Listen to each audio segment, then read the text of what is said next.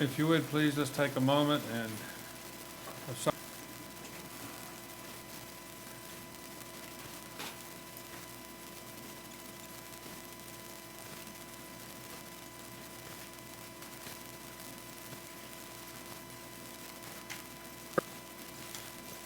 all right, thank you very much. We will officially call this meeting to order. And as we welcome more people coming in the door, that's good.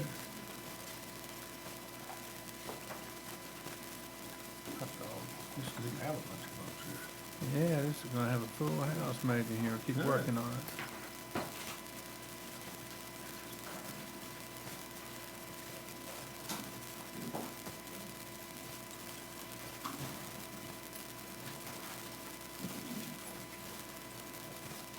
Come on in, folks. We're waiting on you.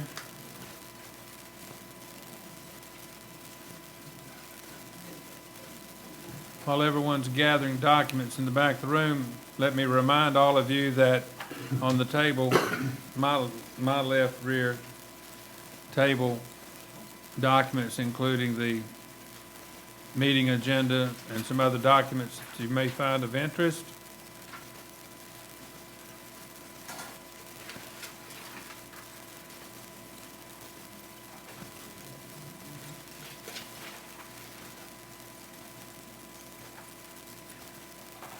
As you turn your attention to our agenda, if you will, please look at number 3, the Pledge of Allegiance to our flag is next, and let's stand and acknowledge the flag to my right.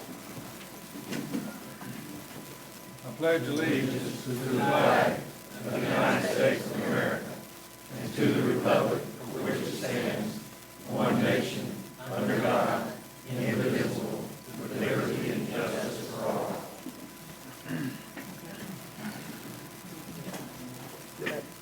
Again, thank you all for being here, and I'd like to encourage and remind our commissioners and staff and attorneys to please pull your microphones down to whenever you speak, the audience can hear clearly, as I have been reminded by 2 people already since I arrived at Town Hall tonight that they cannot hear sometimes. So we will pay particular attention tonight.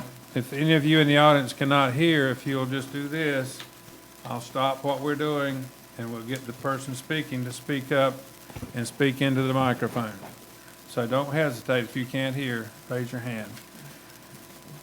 Item number 4 on the agenda is the consideration of approving the presented agenda. Is there a motion we accept the agenda as presented?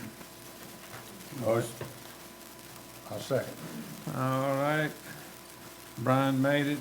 Rick seconded it. All in favor say aye. Aye. All opposed say no. We have an approved agenda. We are on number 5 of the agenda, the consideration of approving the minutes for our regular meeting of October the 19th. Is there a motion to approve? Second. Mr. Brown made the motion and Mr. Murdoch made the second. All in favor say aye. Aye. Opposed say no. They're approved unanimously. Item number 6 on the agenda is public comments. And at this time, you have to speak to the items on the agenda. Later on in the meeting, you'll have an opportunity to talk about anything that you want to, whether it's on the agenda or not. And at our last meeting, I had to remind the speaker that you can address the agenda items at proper times, and then other times, topics not on the agenda you can address. And remember that tonight, the items not on the agenda can be addressed on number 19, public comments. So moving ahead, public comments, we have, I believe, Madam Clerk, I have one signed up to speak. Is that correct? That's correct, and there were public comments that were received via email, but those are all in front of the board. There's some in the back of the room, and they're posted on the website also, so everybody can see them. But yes, one person in public. I believe the policy that was set in place by a previous board, they have to sign up in advance. Is that right? Correct. Can they sign up now at this point in time? The board would have to Yeah. vote to waive their rules. Does anybody know of anybody that wanted to speak, hasn't signed up? I would like to speak, please, Mr. Mayor. Okay, okay, I recognize the hands in the audience, but procedurally, the previous board passed the ways we have to proceed, so the only way we can proceed and allow you to speak is to have the commissioners acknowledge and waive the rules. So now I'm going to ask the commissioners if they would like to allow other people to sign up. Motion to allow. Second. All right, we have Ms. Pat make the motion, and who made the second? Brian second. All in favor, say aye. Aye. Okay, at this time, if it's okay with the commissioners, rather than having everybody run up here and sign up and then me read your name, I'm just gonna recognize you when you raise your hand. Okay, so I'm gonna start on the right-hand side of the room, because I saw you, sir, and heard you. If you will come to the microphone whenever it's your turn. How about the person that signed up for the first? I'm in trouble and I hadn't even started. Ma'am, you are welcome to come first. I'm sure he's a gentleman and would not care if you came first.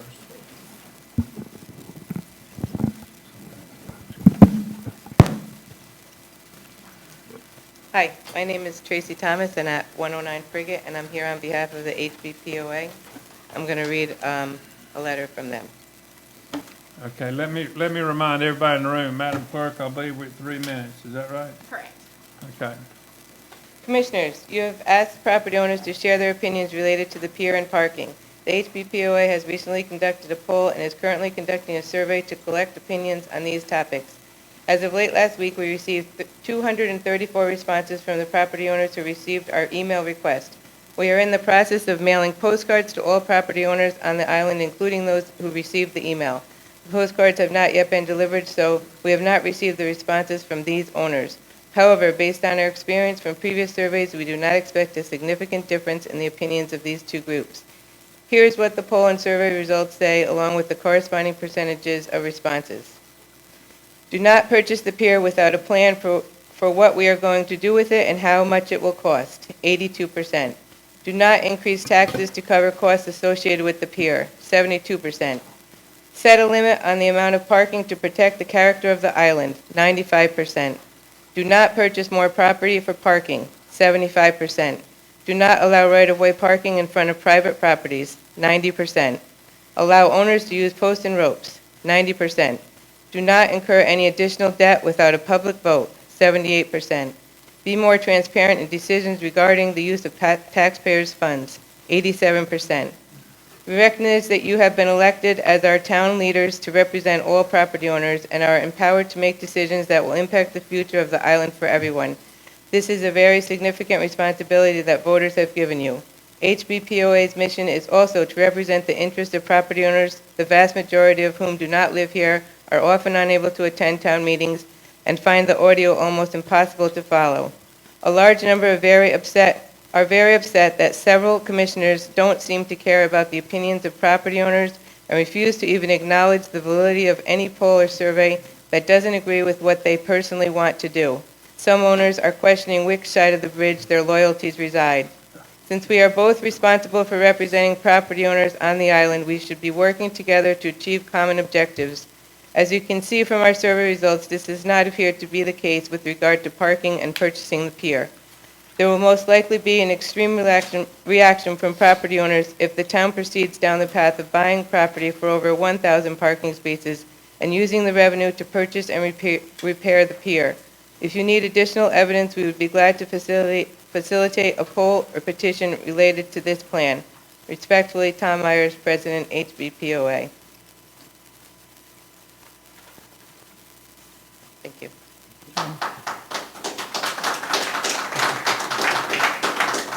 Let's see where this is going.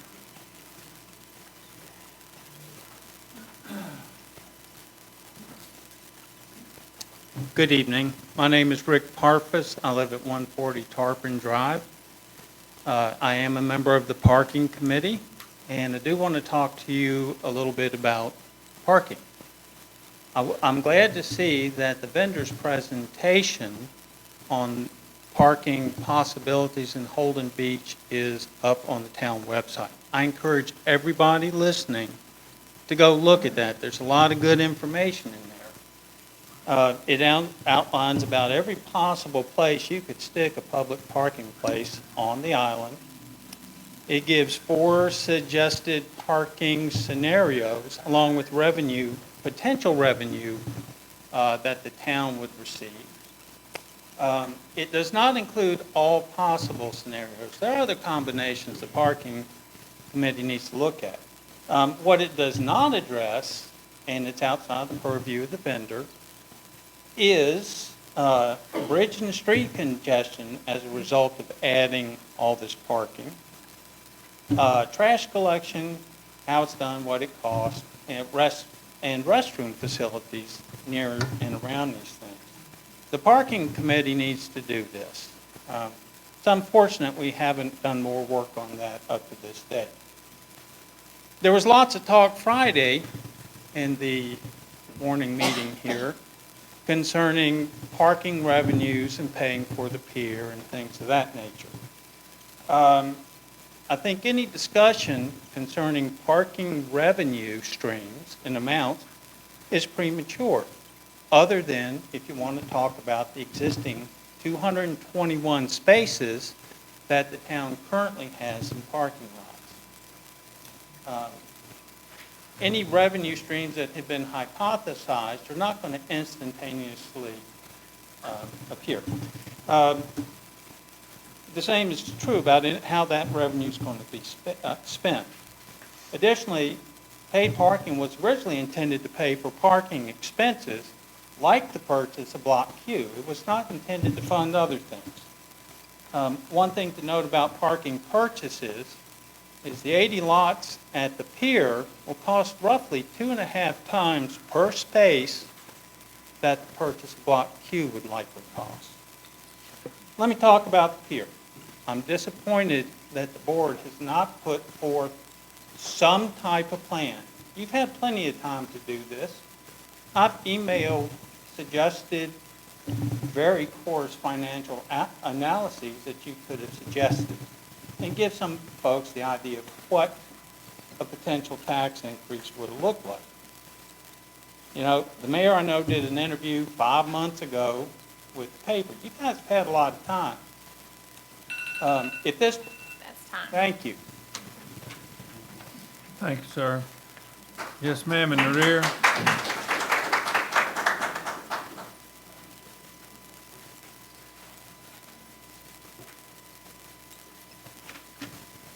Hi, my name is Julia Desarn-Jobber. I live at 811 Ocean Boulevard West, and I'm speaking regarding the proposed ordinance change for oceanfront lighting. At the last meeting, the reason given to update the current ordinance was for the turtles, and as stated, the change was only proposed for walkway lights. The Holden Beach is a turtle sanctuary, and I 100% agree that we should be protecting the turtles as much as possible. This should include all oceanfront lighting, which is floodlights, deck lights, pool lights, and walkway lights. These lights should not be allowed during turtle season, not just the walkway lights. The floodlights and deck lights are twice as bright as any other walkway lights, including cafe lights. The floodlights illuminate onto neighboring properties and onto the beach. As the name suggests, floodlights are used as to flood an area with light. The LED floodlights have a higher lumen per watt output than any other conventional lighting system, causing them to shine onto our properties and onto the beach all the way to the water. Cafe lights used on the walkway are a decorative string of lights used to enhance the ambiance of an outdoor space. The cafe lights point down and do not illuminate onto neighboring properties or the beach. The photo given at the last meeting is a picture of my walkway lights and is not true representation of the brightness. As soon as I step off my walkway, I have to use a flashlight because the cafe lights do not illuminate beyond the walkway. Before the cafe lights were installed, I reviewed the ordinances and thought I was in compliance, since the ordinance for oceanfront lighting included decorative lights. In addition, I asked my direct neighbor if they had any issues with my walkway lights, and they said no. However, I was found in a violation after a complaint was filed by Rick Smith. So I hung Christmas lights to be in compliance with the current ordinance. Again, I hope the board does update the oceanfront lighting to disallow any lights on oceanfront homes during turtle season.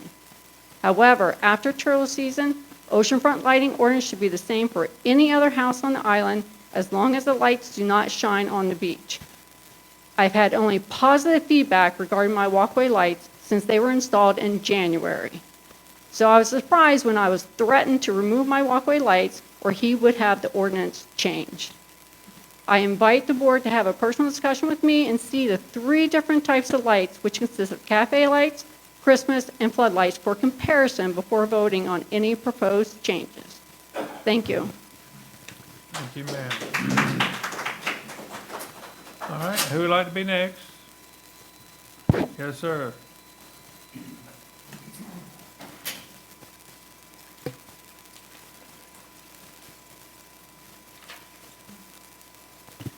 My name is Phil Caldwell. I live at 121 South Shore Drive.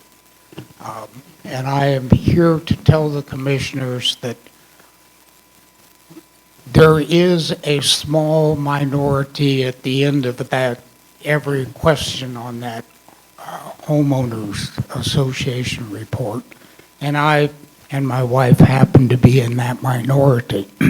We are in favor of the commissioners voting to purchase the pier. All right. Thank you, sir. Thank you. Anyone else wish to speak? Yes, sir.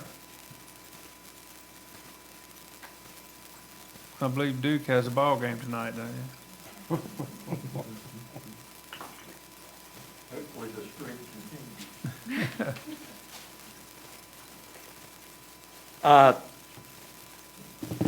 Am Tony Jordan, 107 Burlington Street.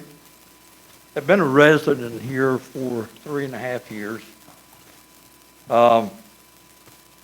My parents bought a place on the mainland in '77. One of the things that my dad would comment about years ago was the limited access that we would have to come and utilize the beach. And fortunately, you solved most of that problem, and there was access for people who did not live on the island to be able to utilize the beach, and I appreciate that.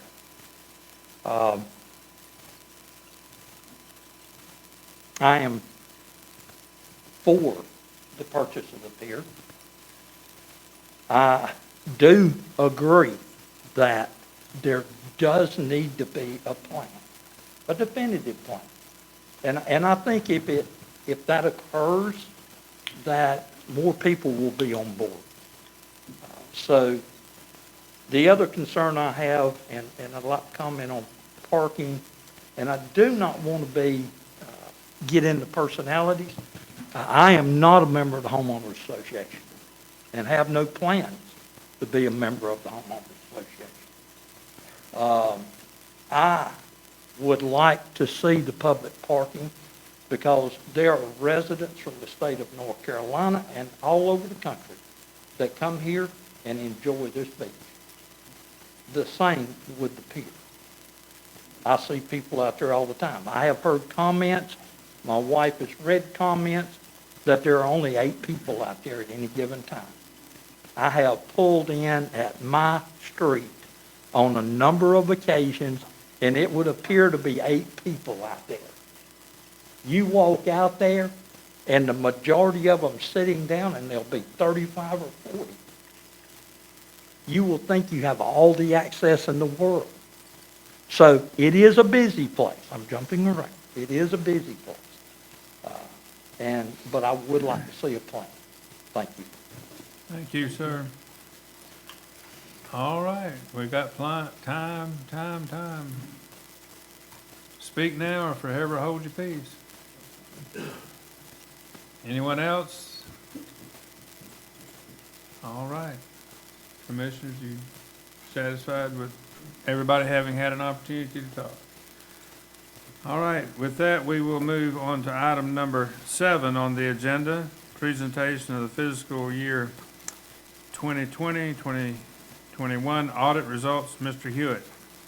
Yes, sir. This is the presentation by Elsa Watt from our auditors, Martin Starnes and Associates. She'll present the annual audit, which was submitted on time and approved by the local government. Good afternoon. On behalf of Martin Starnes and Associates, I'd like to present the Town of Holden Beach's 2021 audited financial statements. Some audit highlights. The town received an unmodified opinion, which is a clean audit opinion. And it's always a pleasure to work with the town staff. I'd especially like to thank David, Daniel, and Margaret for all of their hard work this year on the audit. Anytime we request information, it's given to us timely.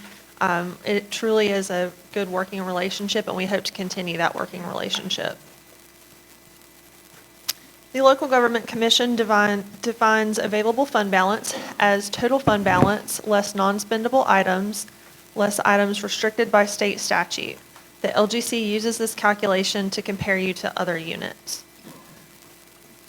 Your fund balance position for the general fund, you had total fund balance at just over $4 million.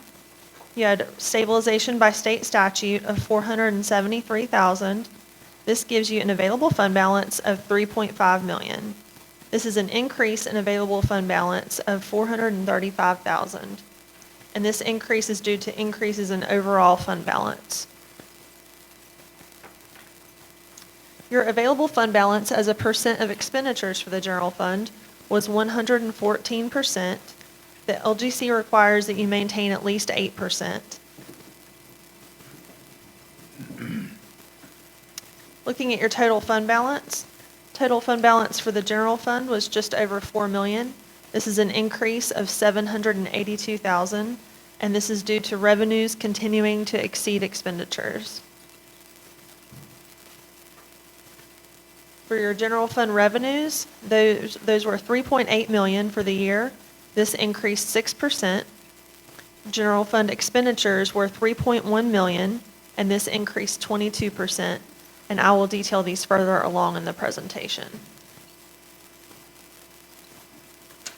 Your top 3 revenues for the general fund were property taxes at 72%, permits and fees at 10%, unrestricted intergovernmental revenues of 7%, and other revenues of 11%.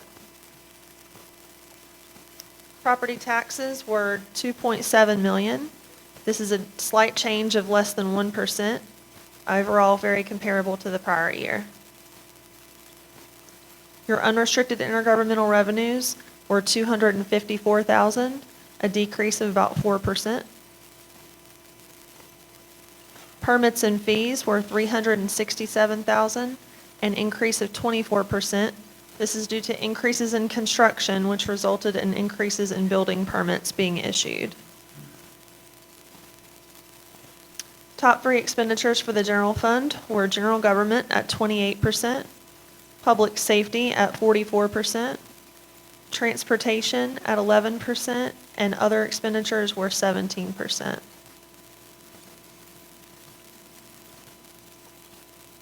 General government expenditures were $869,000, an increase of 4%. Public safety expenditures were $1.3 million, an increase of 39%. This increase is due to vacant positions in the prior year being filled in the current year. Transportation expenditures were $350,000, an increase of 8%. This is due to the replacement of the Sanford Street bulkhead. Looking at your quick ratio for the water and sewer fund, current assets were $473,000, current liabilities were $155,000, and your quick ratio was 3.05. The LGC would be concerned if that number was less than 1. And something new that the LGC is looking at this year are your performance indicators. there's one performance indicator in particular for the water and sewer fund that was below the recommended amount for the LGC. The LGC recommends a minimum of 16%, and the town was at 4.66%. And this calculation is unrestricted cash in the water and sewer fund divided by total expenses less depreciation and debt service principal. And due to this, the LGC requires a letter signed by the finance director and all the board members to the LGC to explain the reasoning behind this, and it has to be within 60 days of this audit presentation. And this concludes my presentation. Does anyone have any questions? Commissioners, you got any questions? Mr. Hewitt, you agree with everything she said? Yes, sir. Okay. Thank you. Thank you. Thank you very much on behalf of the town and its citizens, taxpayers. Does that conclude that report, Mr. Hewitt? Ms. Pat, number 8, Audit Committee. Yes, the Audit Committee also has the presentation from the audit firm provided to us ahead of this meeting, and we have gone through it with the auditor. We have pulled out of the audit report some of the information that the public most often wants to know about, and I have put this 2-page memo from the Audit Committee into the packet that reiterates that it was an unmodified opinion. It gives some of the financial highlights of import from the audit report, talks about our overall long-term debt and where it is and how it's been decreasing as it's paid off, and it gives the fund balances at the beginning and the end of the fiscal year for General B Park Canal and the Beach Renourishment and Inlet Management Fund.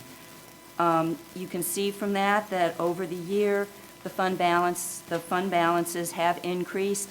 Again, we've had a healthy year as the auditor was presenting, and this is an indication of how well the town staff and the finance department have managed the books this year. If any commissioners have any questions, I will do the best I can to answer on behalf of the Audit Committee.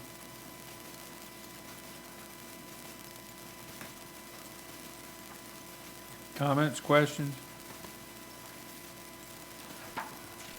Anything else, Ms. Pat? Nope.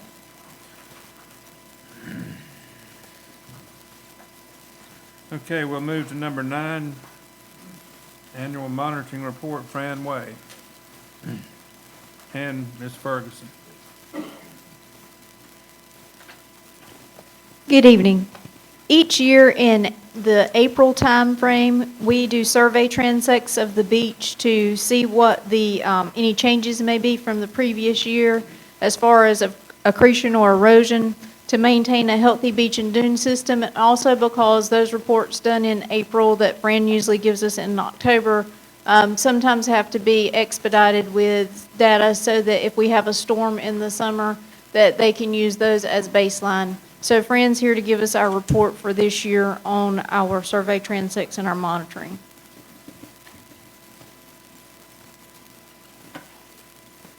Hello, Commissioners. Good to see everyone. My name is Fran Way. I'm a coastal engineer with ATM of North Carolina. We've been working with the town for about 15 years now on the various coastal engineering projects. And this is just kind of the annual monitoring to see where we are. You can see right here, there's all the black lines are the transects from one end of the island to the other. And actually, we actually do a few transects over on Oak Island, and then we do some back in Shalom Inlet as well.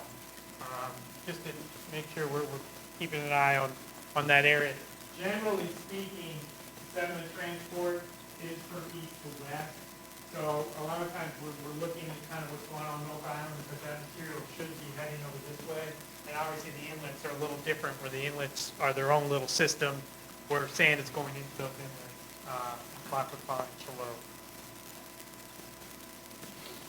The annual monitoring analysis, we look at it several ways. We look at volume change. We look at shoreline change, where the mean high water line's going, and some of the other lines.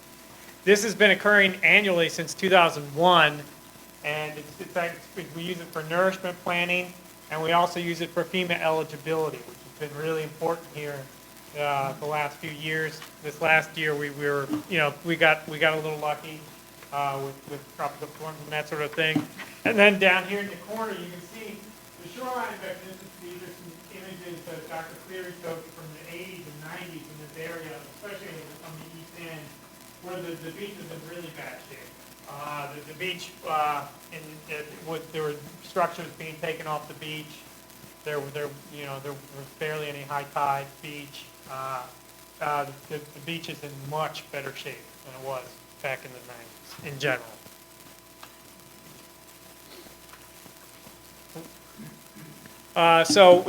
Just as I mentioned, that when we look at the hurricane season from the last 2 years, okay, thanks. That's Heather. Next one. Oh, that's our. No, can you give us that hurricane one really? Thanks. This one? No, that's like halfway. Okay. No. Here I go. You did it. This is a PDF. I should have gone with the PowerPoint. It was easier with that. That's fine. We'll do it right here. Basically, this last hurricane season, we kind of, it was very favorable. We didn't really get hit by anything directly, and nothing offshore really hit with any kind of damage. So it was great. This was a nice little breather for us. The previous year, we did have Isaias, and that did, it hit at a king tide. It came through as a Category 1, but it did a lot of damage for a Category 1.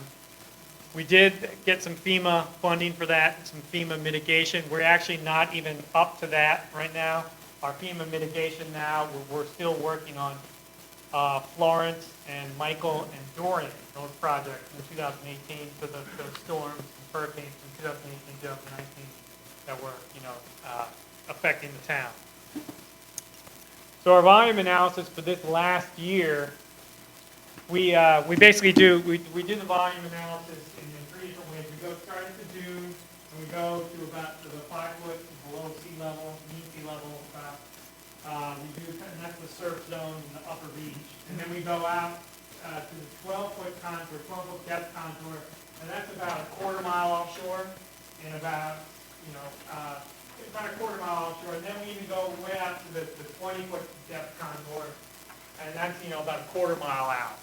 And material does move, or all that sand can move, offshore to onshore, and it can, build the dunes. Basically, yeah, it can go several different ways, and we try to, figure out where it's going. And the results this year were good. We usually see, basically, the results were good. Where basically, from over the last year, the beach was stable. It didn't really lose any sand. It didn't gain any sand. Some sand did move from, one compartment, one upper beach, the surf zone, or even out, a little deeper. But as long as that sand kind of stays in our littoral system, we're good. And it was a good season. Energetically, we actually, the town, down to the 12-foot contour, the town actually gained about, 60,000 cubic yards. So, yeah. So, and usually the town maybe loses annually 100 to 150,000 cubic yards. But there's obviously, there's some variability there. But anytime you're gaining sand when you didn't even put it there, it's a great thing. So it was a great year for that. And then we kind of see the same thing. And then over here on this is kind of island-wide. Down here is the erosion, and up here is accretion. You see on the west end, there's some of that material that we put, that nourishment material we put a few years ago. It is, that slug of sand is moving west. And so we are seeing some benefits here on the west end, where we're seeing, some good, significant accretion. The east end is showing erosion, but a lot of times that's just because if you put sand out there, the East End Lockwood Folly Inlet Crossing project, when you put sand out there 2 years ago, it shows as more erosional at this time. It's just the way it looks. But the beach, I was out there just before here, the beach still looks good, in front of the Maple Bridge on the East End. But basically it's stable. It grew a little bit, it eroded a little bit, and this is all the volume calculations. The material did get into the near shore a little bit more. And then on the mean high water line, it's just the shoreline. The shoreline change shows a lot of the same things the volume change does. You see some accretion of the mean high water line, grew 15 to 20 feet on the west end. On the east end, we did see some erosion, but that's just kind of post-nourishment equilibration. Again, the beach did well. And down here, we have the central reach volume. And basically, we're trying to figure out, basically the town put about almost 1.4 million cubic yards on the beach in 2017. And then we just keep trying to figure out, is that staying needy or not? And obviously, we have had some hurricanes. But it's actually pretty good. We're actually, in 2018, we saw another gain. 2019, we lost about 142,000, and then 2020, we lost a lot, about 400,000. But we have another gain this year. So the Central Reach project has done well. Where it is, we can kind of account for, about 60% of that material that the town put, just 3 or 4 years ago. And kind of what I was saying earlier, we have a lot of data back to about 2000.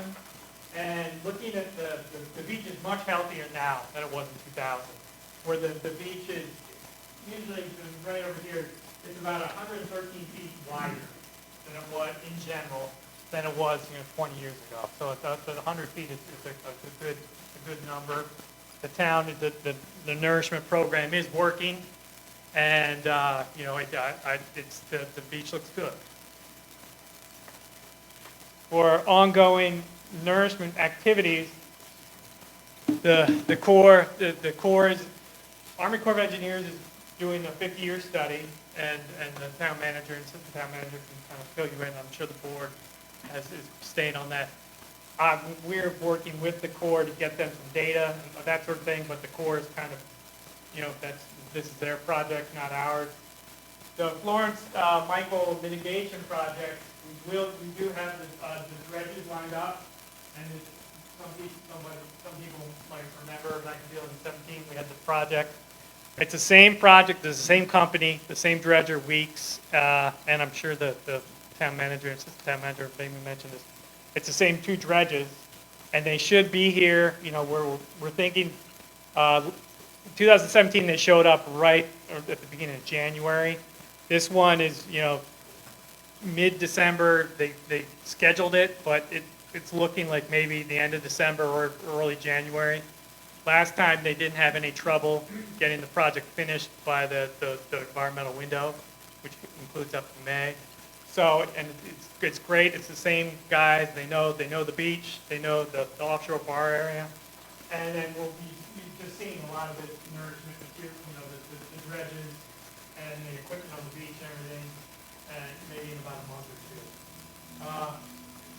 The Dorian mitigation, we're going to try to incorporate that. This is all FEMA mitigation, where the beach qualifies as a quote-unquote engineered beach by FEMA standards.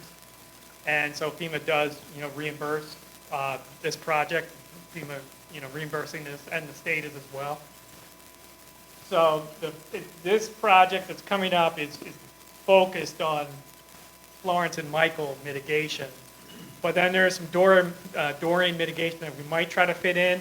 And then the Isaias mitigation, it was a smaller number and volume-wise, but we're trying to, we've got a little bit of a backlog with some of this FEMA, and the FEMA processing is not fun and can be slow.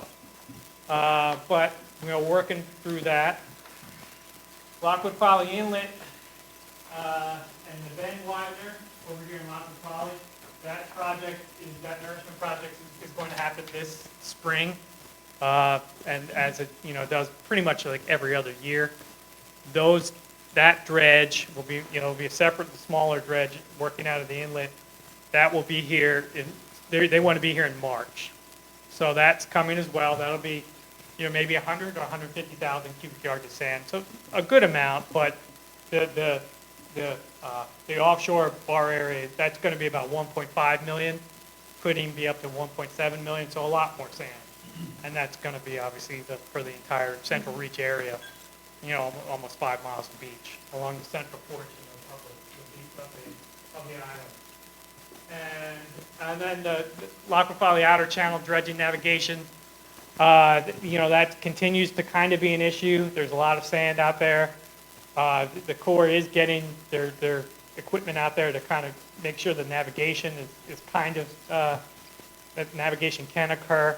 And I'm sure the town manager and the assistant town manager are, staying on top of that. But, we continue to kind of work with that and try to make sure we're balancing the navigation with, the sand resource. And I think that's it for my presentation.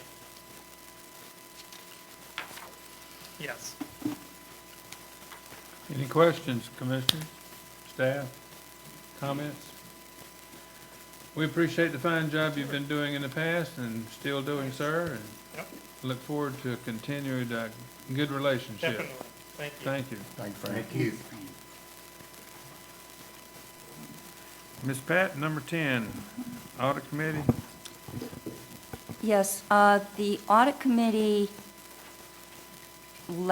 early in November and in October, we looked at the existing ordinance for the Audit Committee, and we tried to make it more representative of what the committee believes should be the focus of the committee, as well as make some changes about how the chair of the committee is appointed. We have proposed 3-year terms instead of the 1-year term that's in the existing ordinance.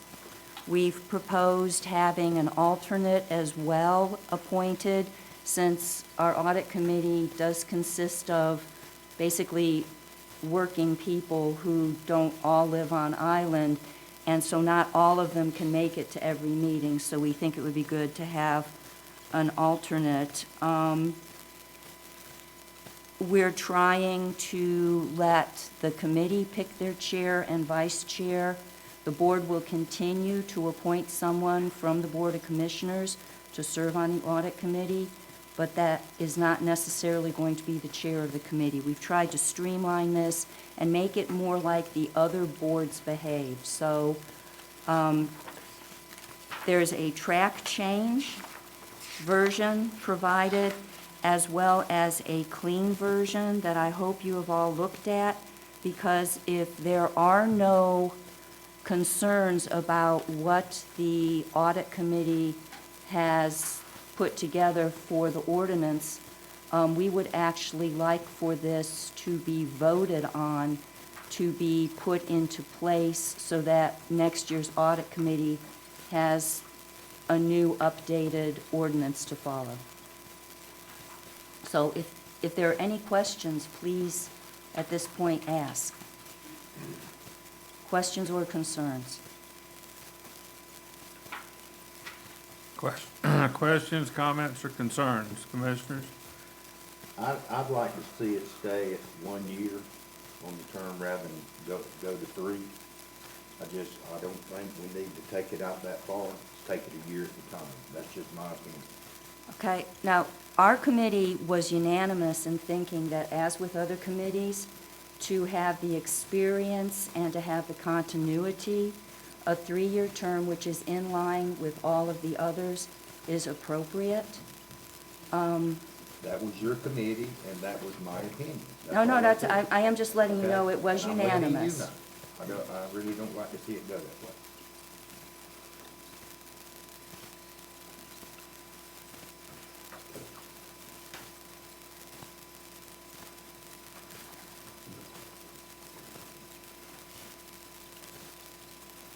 Any more questions or comments? Hearing none, we'll move to the next item. Well, if there are no other comments, I would actually like to move that the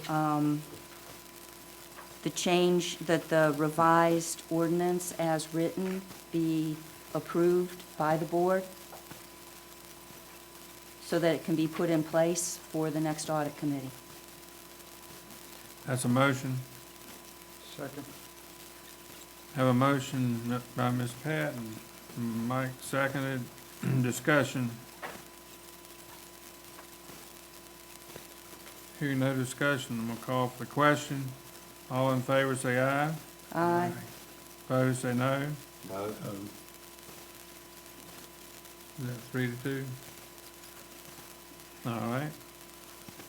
You still have the floor, Ms. Pat.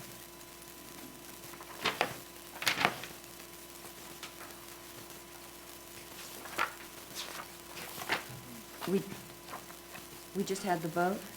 What? If we are not going to go forward with this ordinance, then I will have to take it back to the committee.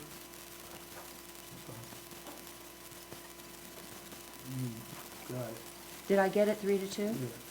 Then can we? Oh, wait a minute, I Wait, misunderstood. I misunderstand. Which way did we go 3-2? I'm fine with it, if that's, I'm fine with it, if that's the committee's, if that's what they wanna do, then that's, I mean, I wouldn't, it's just my opinion, if I was doing a parking committee or anything like that, I would wanna do it like I wanted, so if that's the consensus of your committee, then that's just what it is.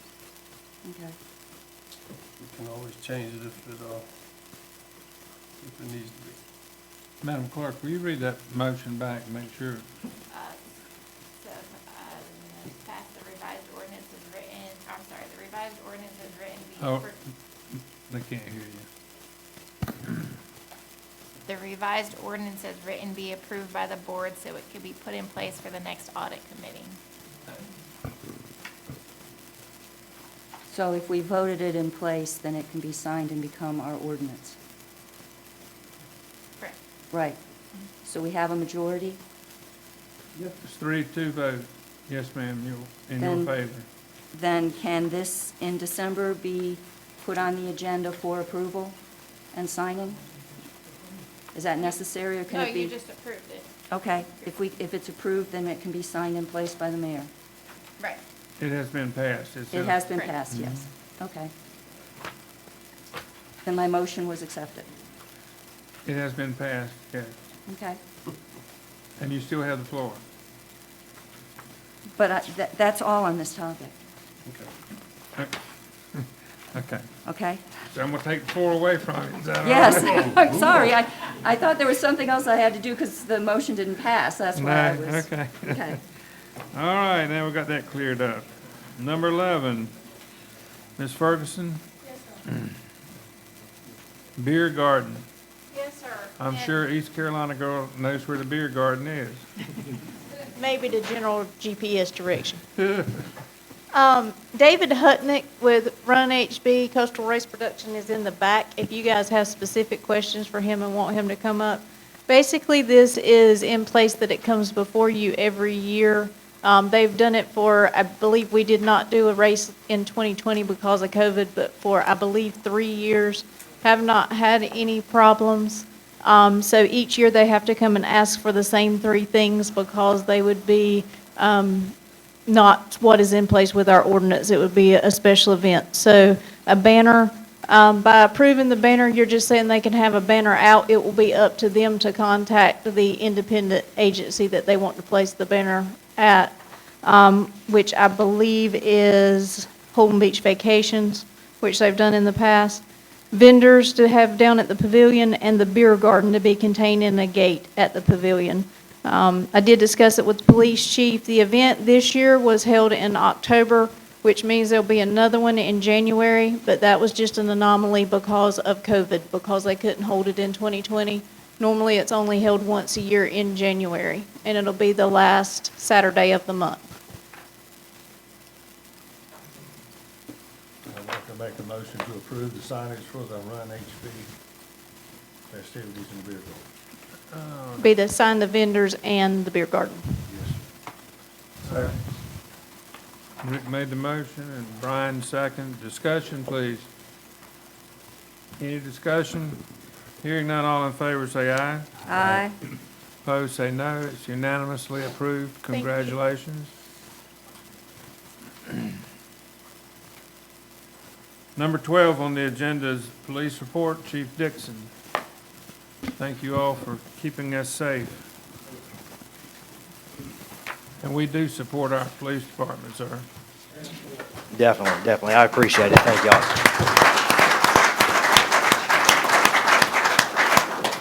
I don't feel like I deserve that, but I really appreciate it. First, I would like to apologize, is that too close probably, that I did not have the police report in the agenda packet this month. I missed Heather's deadline, and that was on me. So I will get you that information. But really, with October, we didn't have a lot of information to talk about, so I'm just kind of going to do some public service announcements. And then if you got any questions, we'll discuss those. The first thing is hunting season started October 16th, runs through January 1st. We have not had any complaints this year, but we always do get complaints towards the west end of the island for people hunting. I've already discussed it with North Carolina Wildlife, and they're aware of it, so they're going to help us monitor it down there. Obviously, we don't have access to those areas where they're coming in by boat, but it is a reoccurring event, so we're aware of it, and we're already trying to address it and get ahead of it. I also want to talk briefly about some scams that have been going around. Different email scams, phone scams. We've had several people. If you get any phone calls, emails, anything asking you to go to the Walgreens or CVS or Food Lion and buy gift cards, that is a scam. Please, under no circumstances, should you ever buy a gift card unless you're doing it on your own account for your own grandchildren or something like that. Speaking of grandchildren, if you get a phone call that says your grandchildren are in jail and you need to send them money, please do not do that either. Just contact us. We will help you. If your grandchildren are in jail, they will call you themselves. You are allowed a phone call from jail. Some stranger will not call you and ask you for money to get your grandkids out of jail. So just a couple of PSAs there. We've kind of noticed some of this stuff going around. So the other thing I wanted to mention, last month we talked about the UTVs, and I actually brought some photographic evidence. We have our first street legal UTV on the island already. He does not live here, but he's already made a trip. I'll pass these around. We stopped this gentleman right here, actually at the park is where these pictures were taken. We've checked him out. Everything is 100% legitimate. He's gone through all of the struggles. He's got the tags, and we talked to him about it. Very nice gentleman, and he explained the entire process to us, which he said was very lengthy. But it is street legal UTV, and he can operate that from here to Shallotte to Sunset, just about anywhere in the county except for US 17 because of the 4-lane highway. Other than that, I just want to wish everybody a happy Thanksgiving, and we'll see you in December. If you got questions, comments, or concerns, I'll be glad to try to answer them. All right, thank you, Chief. All right, thank you. Mr. Murdock, Mr. Smith.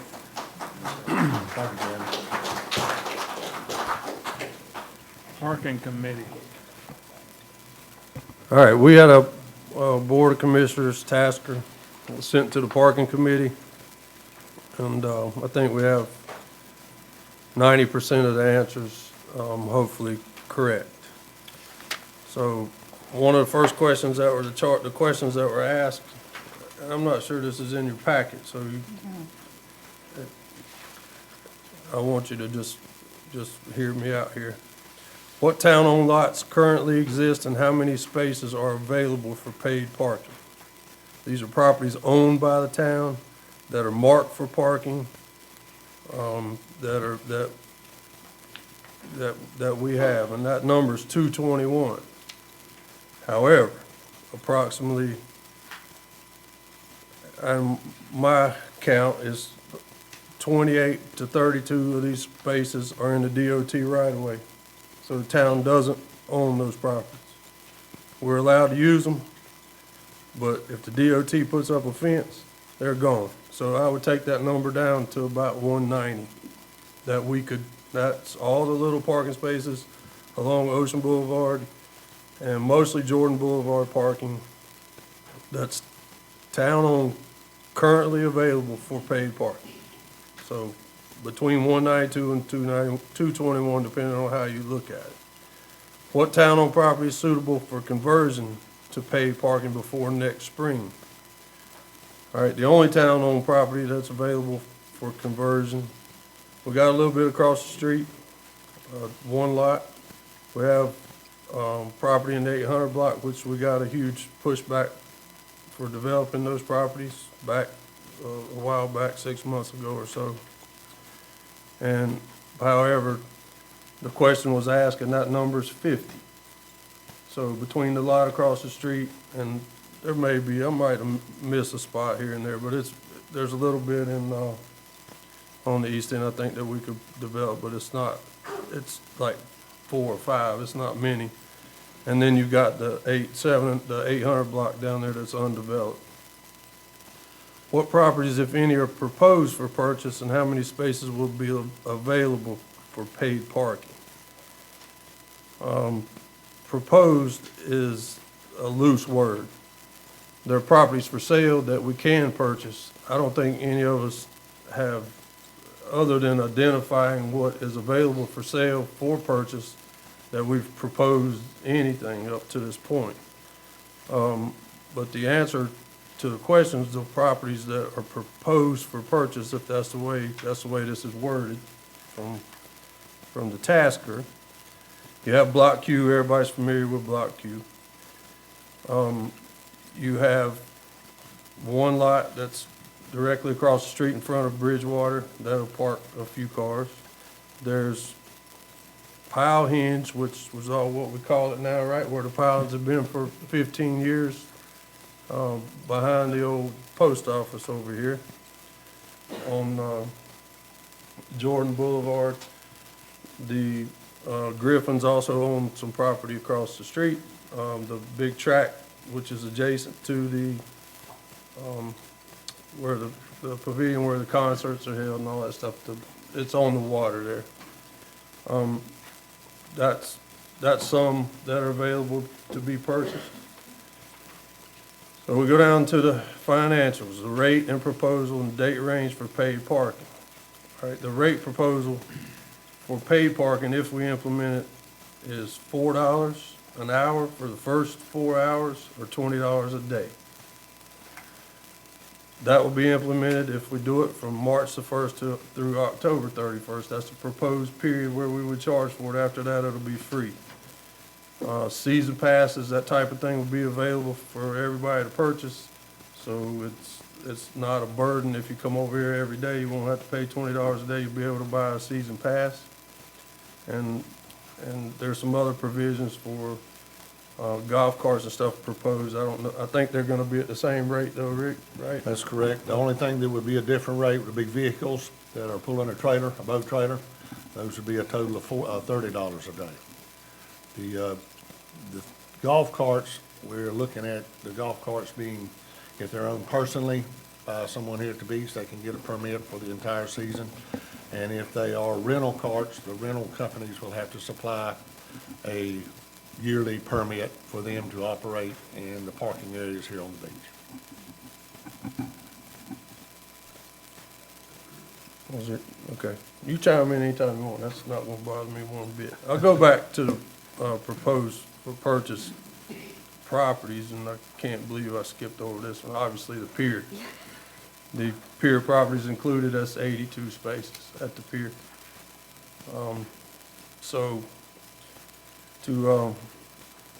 I want to also kind of chime in on the property that's available for parking.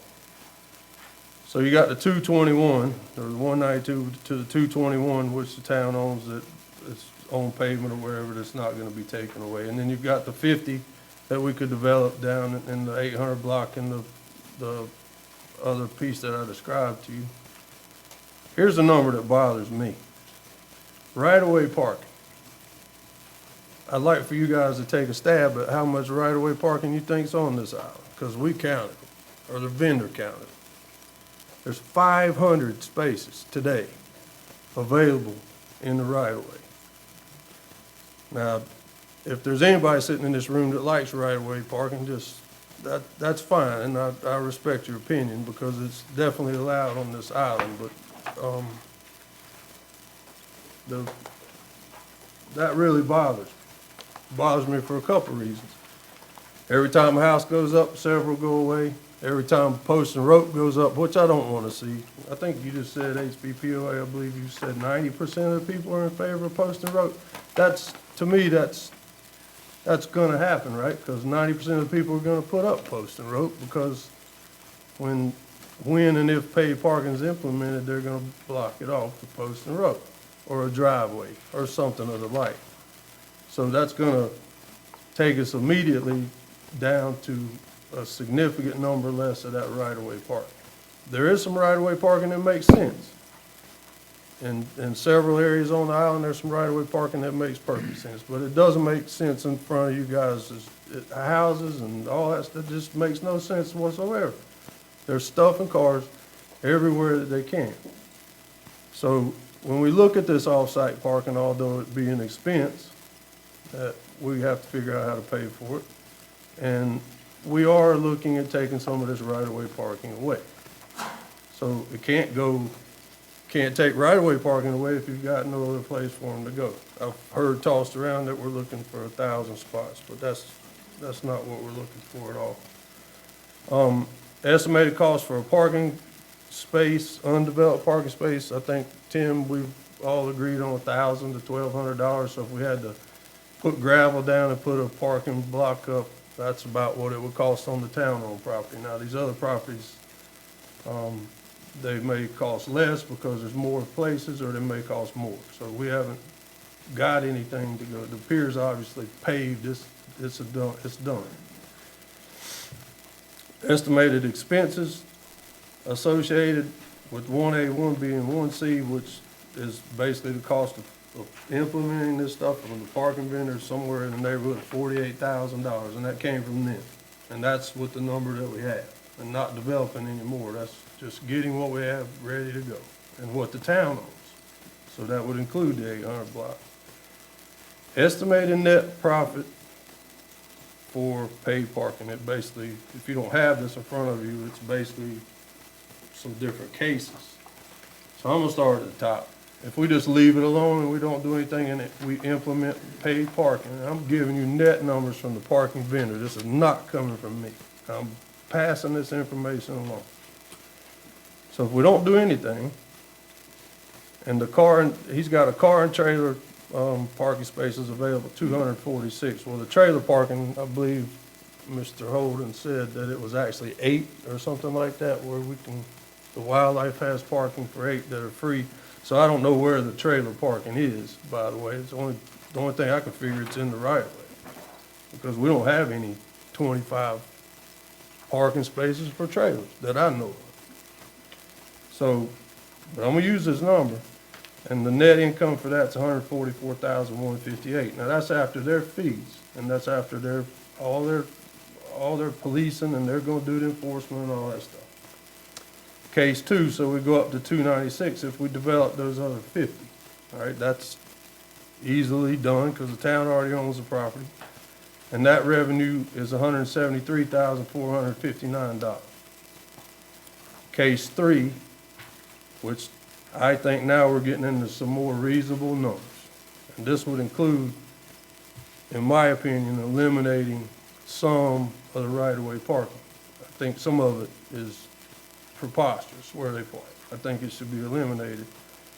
So if we eliminate or use 50% of the right-of-way parking, then that revenue number is $293,000.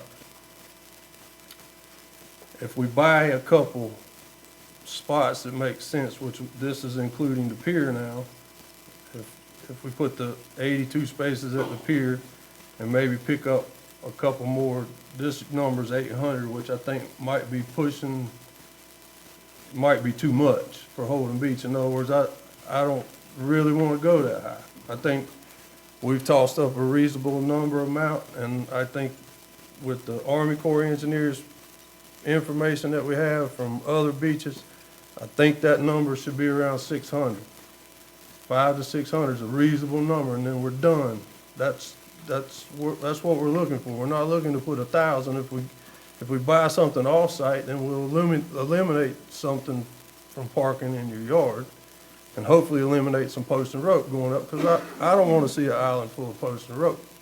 And I just don't. I think it's horrible. For a fire truck or police or anybody trying to get to somebody's property or kids, I can just see it. It's not maintained. People put it up, it's not maintained. It looks bad. I'm not gonna give the last thing because it's 1,000 spaces, and I think that's ridiculous. I don't wanna see 1,000 paid parking spaces on Holden Beach. Although I've been quoted for that, and I really don't appreciate that, but that's not in my wheelhouse. I want to see 500 to 600. I think it's a reasonable amount. I think it's a number we're going to need to satisfy the Army Corps of Engineers and the requirements of this island to get the renourishment opportunities from the Army Corps of Engineers. And I want to finish this. This town's tried for years and years to finish this parking problem, and I want to finish it. I don't want to stop until it's finished, and, I'm not dividing this community, because I look at Holden Beach as Holden Beach Island, and a lot of people across that bridge that live. I mean, you go up the causeway, you all go up there every day. It's not just us living over here. And I'm not going to be the one to put the gate up. We have to have that access, and if you want to quote me, I'm fighting for them as hard as I'm fighting to protect you guys from overrun of cars coming on the island, because 1,000 is ridiculous. I just want to see a reasonable number of cars coming over for parking. But that's the answer to the board's tasker. That's pretty much a summary from the parking committee. I'm sure I've misquoted a couple things and got a couple numbers wrong, but Rick, you feel free to add on, but that's it in a nutshell. You're pretty much on the money, Brian. Again, we want to preserve the island feel here, but yet this is can't be a private island. As long as there's the development that's going on the other side of that bridge, there's going to be more people want to come and visit Holden Beach. We have made it a wonderful place to come and visit. So we need some good parking areas where they have access to the beach. And again, the pier keeps popping up. I actually stopped there today to look at the facility, and the young man inside said during the summer this is the main public access to the water. And that would be, other than having an access that is necessary to get on the island in case of an emergency, in case we need to pick up trash daily, which we've been told that would certainly shorten that loop, as well as any type of constructions like the renourishment, that kind of stuff. We need that, and it's important that we keep that in mind, as well as some properties here close that can be brought up to speed quickly. One's already a parking lot. We just need to pull some trees up out of it and see if we can get that purchased and into the parking. But that way, as Brian says, I've had the note I got from the property owners thing about 1,000 parking places. I don't really ever envision that many. And I'm with Brian. I would really like to see designated parking areas. There are some in the right-of-way that wouldn't bother anybody's property or wouldn't be in their front yard or driveway. And it would, we could add those in, but we don't want, I would like at some point in time to eliminate right-of-way parking in front of houses. So we're all thinking about the same thing. We're thinking about the people that live here on this island, but we're gonna have some parking somewhere. Again, they're gonna come. This is a wonderful place to visit.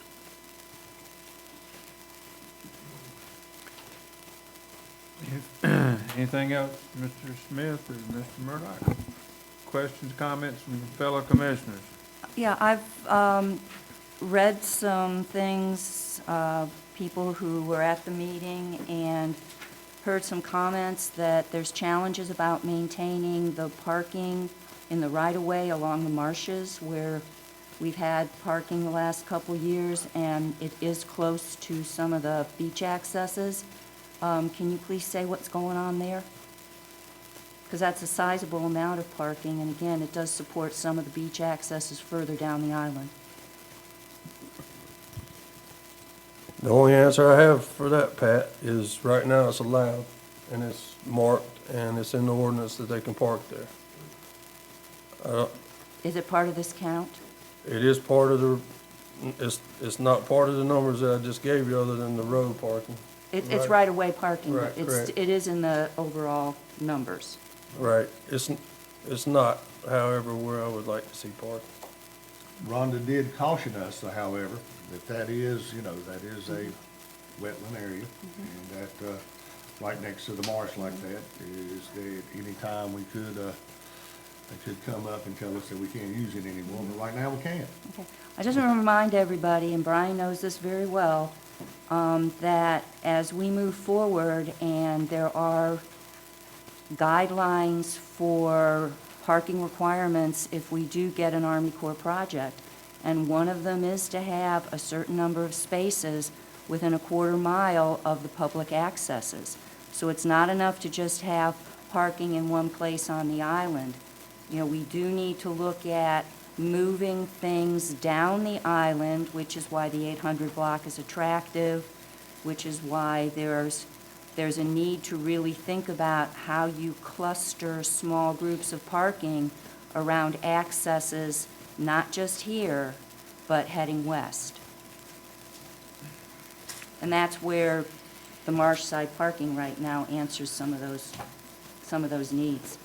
I think it has to be delineated first off, because I think in some areas, we probably shouldn't allow parking at all, because depending on where the wetland line is right now, I think we're pushing it. However, it's allowed at this moment. If the property is delineated properly and there's room, then there could be some possibilities for some small areas down there, but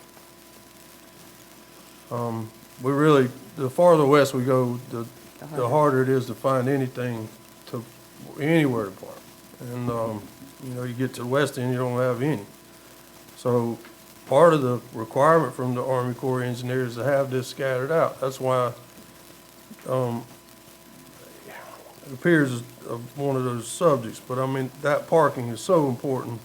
It's the middle of the island. There's nothing, if you take that parking away, then we're really gonna have, I don't know where we're gonna put it.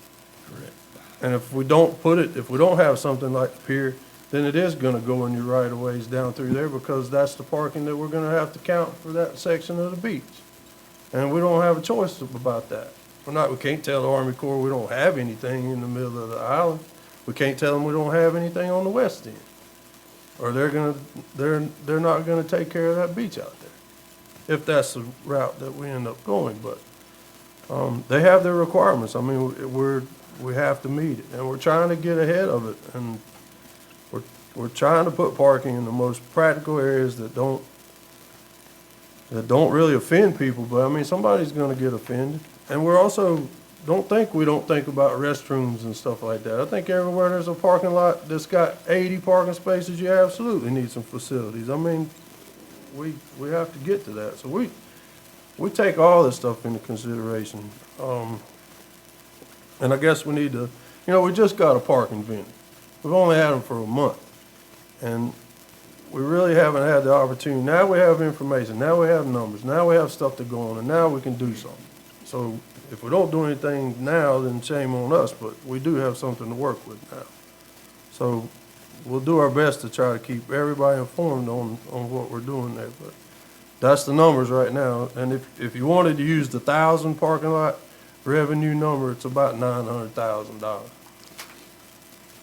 But no way we're going there. We just gotta maintain that reasonable amount. And you guys, feel free to tell us where you want to put parking. Feel free to give us an option. You don't want it here, you don't want it there, tell us where to put it, because we have to have it. Correct. And that's a task. It's hard for us when there's only X amount of property available down through there. We've missed some great opportunities that we could have had something that wouldn't have been offensive, but too late. There's houses on them now. And we need to go ahead and make some decisions and get this stuff implemented so we can start this in the spring. We also have Jim Varner with us tonight out in the audience. He is with Auto Connect. If any of you have any questions for him after the meeting, or Jim, if you've got anything you'd like to add? Okay, if anybody would like to speak with him after the meeting, feel free to talk to Jim. He's very knowledgeable. He's been very kind. He worked with Rick and the rest of the parking committee on trying to get together these numbers and giving us the options and telling us kind of what we need to do to make it work. And I think we're well on our way to pulling the trigger on that at some point in time here in the near future. All right, any more questions, comments? I'd like to make a few comments. I've been in favor of paid parking since before I was a commissioner. But just like the pier, the devil is in the details. Putting more parking on the east end because there's available property doesn't solve the problem for the Army Corps of Engineers. Somehow, we have to figure out how to get parking more to the west end. That's where we'll have the problem. Our engineered beach has enough parking now. Number two, the prior board, which I was a member, discussed right-of-way parking at least 5 or 6 different meetings. I'm sorry, not loud enough? Okay. So the right-of-way parking was discussed. There was input from everybody. If a person doesn't want someone to park in front of their house, they can use a post and rope. But people want to retain the ability to park in front of their own house if they have guests or if they need that parking space. So I think that the HBPOA is right that 90 to 95% of the people want to keep the right-of-way parking because it's beneficial for them. And so that's another issue that you have to think about.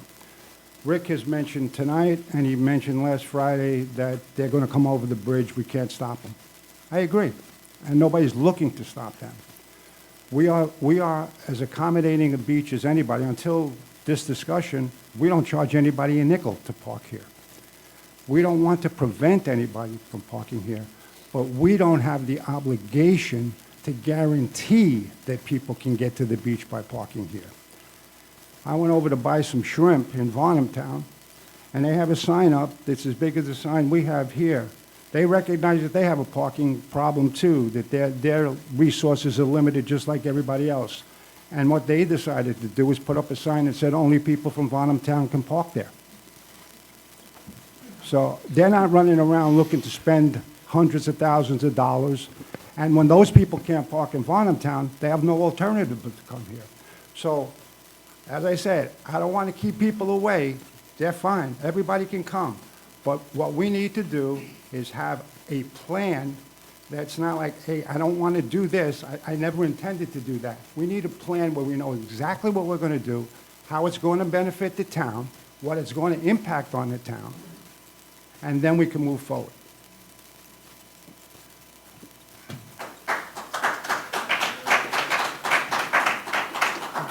Any more questions, comments, actions? Well, I did have a question about the estimate for a day rate for a vehicle and trailer being $30. If a car is $20, why is a vehicle and trailer only $30? Because it is twice as long. It's at least twice as long. I'm just questioning why the $30. I think in terms of space. It's the space of 2 cars parking. I think that's something that needs to be considered. Okay.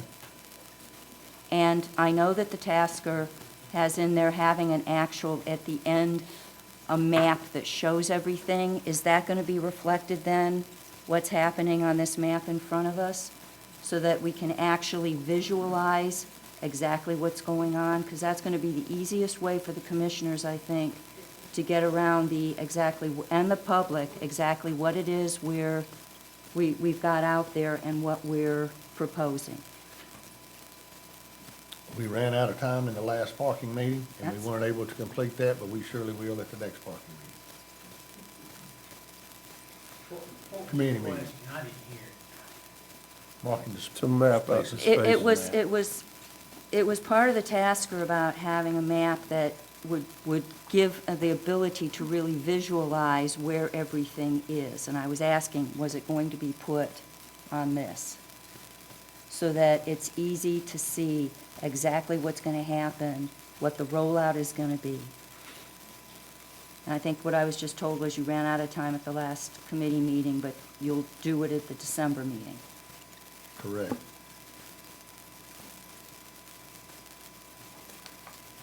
Anything else? All right, we'll move on to item number 14 on the agenda. Mr. Smith. Yes, sir. I'm sorry, we had Pat Husak from the Turtle Patrol was gonna visit with us this evening, but he was called out of town. He called me today, and John Connelly is the president of the Turtle Patrol, and he said that Pat was the lighting expert as far as what is the best solution for our nesting turtles. I spoke with both of them, again, as I said today, both are supportive restrictions on oceanfront lighting, especially with that interfere with the turtle nesting program. And I've been asked to supply our attorney with his information, so you can contact him. He has a vast amount of information. He started out with bullet points this morning. I ran out of paper.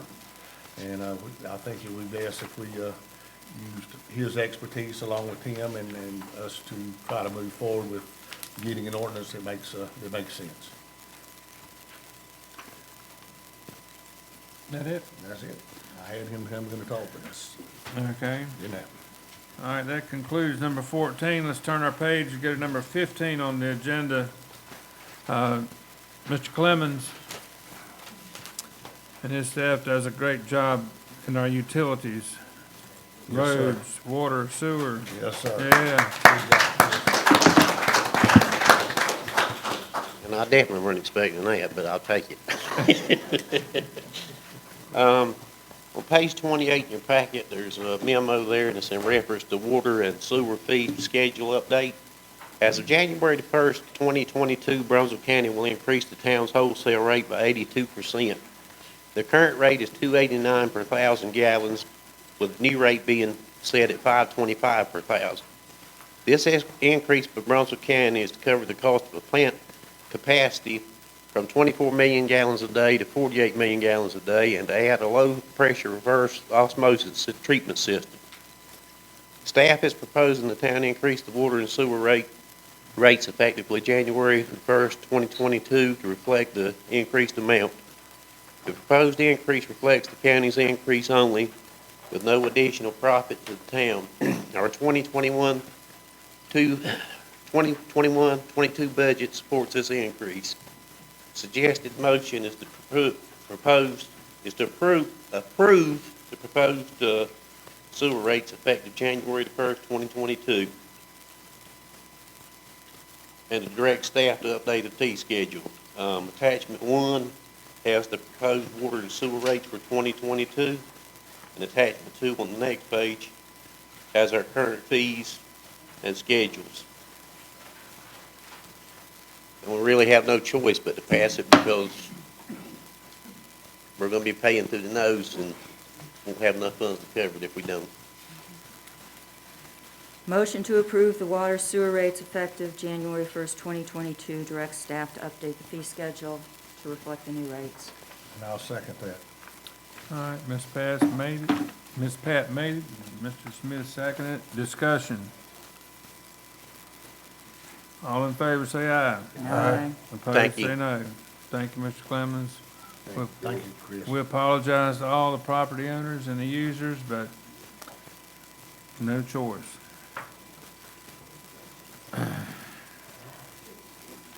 Number 16, discussion and possible action on staff compensation. Mr. Hewitt, is this you? No, sir, this is the Board of Commissioners. No, sir, this is the Board of Commissioners. Okay. I was the one who spearheaded this, so if the commissioners want, I'll speak to it. We know that the staff has, over the past year and a half, had to work under extremely difficult conditions, as has pretty much everybody had to deal with conditions because of COVID. In addition, let's face it, we've had some inflation this year that is significant, that was not anticipated in the early part of the year, which is, of course, when we set the budget and the raises. So the combination of the work that the staff has done to get everything done and to continue with their service during COVID, it just made sense that we look to give them a bonus for their hard work and their continued high level of performance. Resolution 2116, providing COVID-19 performance bonuses to town staff. Whereas the virus known as COVID-19 has spread worldwide, taking lives, wreaking havoc with economies, and disrupting local communities.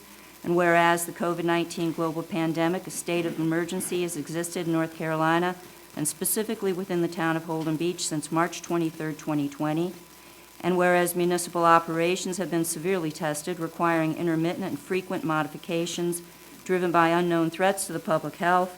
Whereas the town staff of the town of Holden Beach has demonstrated extreme competence, been a steadfast source of providing continuous, uninterrupted municipal services throughout the state of emergency. Whereas it is the desire of the Holden Beach Board of Commissioners to recognize and reward the hard work and dedication of the town staff by virtue of providing compensation for same. Now therefore be it resolved that the town manager is authorized and directed to distribute a sum of $750 to each regular full-time non-probationary employee of the town of Holden Beach, said distribution estimated to total $15,750, and to be made from the governing body's department line item in the budget ordinance titled Available to Appropriate.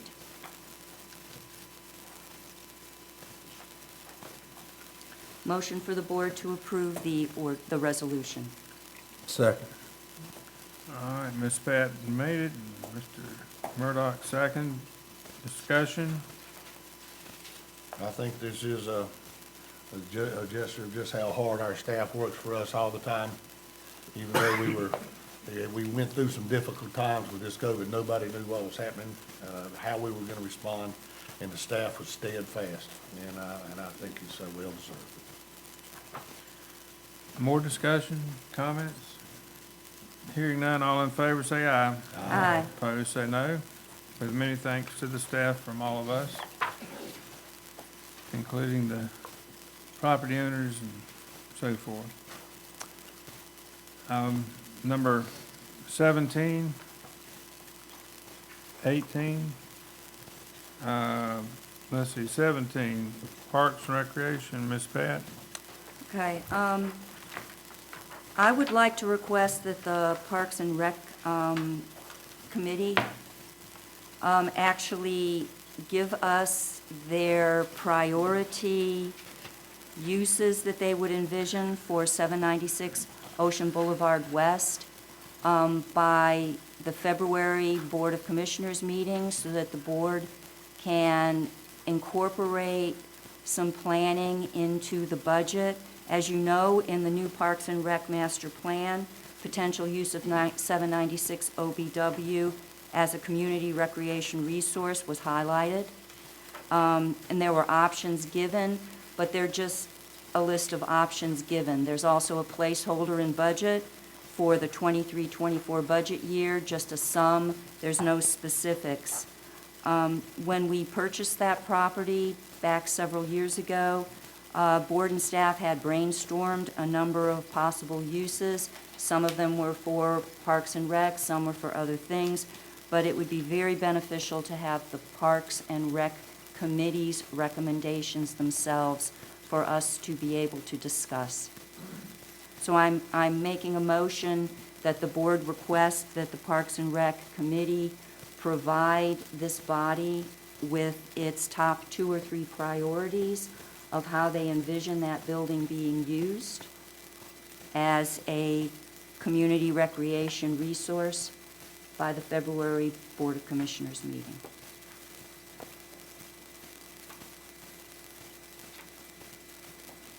I'm sorry, is that a motion? Yeah. All right, second, anybody? Second that. Mr. Sullivan seconded. Discussion. Ms. Pattis, you want it to be a recreation area, correct? No, what I am saying is, it is in the master plan, Uh-huh. okay? It is in there as a general. It is, to me, appropriate for the Parks and Rec Committee to be more specific about what these potential uses could be to bring to the board so that the board can weigh it against all of the possible opportunities for that building, that site, which ideally will be discussed during the budget session, which is why I'm asking for it in the February BOCM. What I see here in our package, it says, consider reuse of this structure for a community recreation resource with bathhouse, classroom exhibit space, rentable meeting space and kitchen, improved parking layout, and accessibility to the This is a list of Disabilities Act. things. This is a list of things to me. It does not mean that that it's defined as everything here is going to be that building. I think the Parks and Rec should give a clear what it is they're envisioning for that building, the priorities, and then that can be brought. This is a wish list. It doesn't necessarily mean that the building is going to be all of these things. What we're referring to here, which is in the packet, is what the Parks and Recreation Master Plan gives as options that can be utilized at that particular location. And I think that Pat is looking for a little bit more direction in which of these multiple options would be more favorable or wanted by Parks and Rec.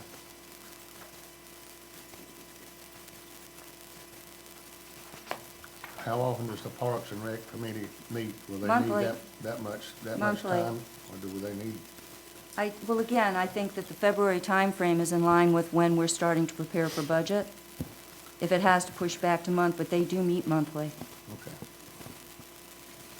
Christie, would that be too difficult to have something by February? As long as there is a forum of members, they can certainly talk about it. Currently, it is discussed in the Parks and Rec Master Plan, but it does currently fall as a water and sewer asset. Correct. That's right, isn't it, David?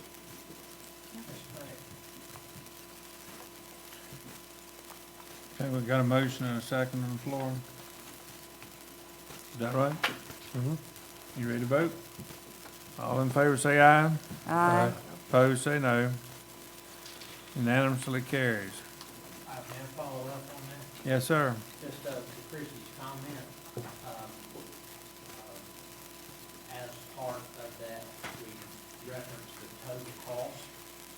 We're gonna have to make sure that we consider the cost of the recreation fund reimbursing the water and sewer fund for that expense as part of that total cost. It goes to the accounting of the asset in our capital asset listing, which of course then plays into the accuracy of our financial statements.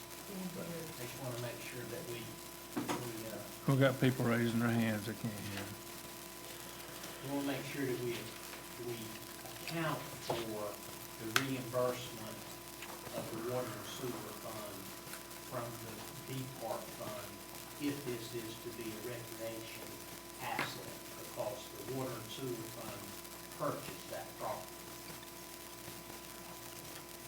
So as to the total cost that needs to be considered.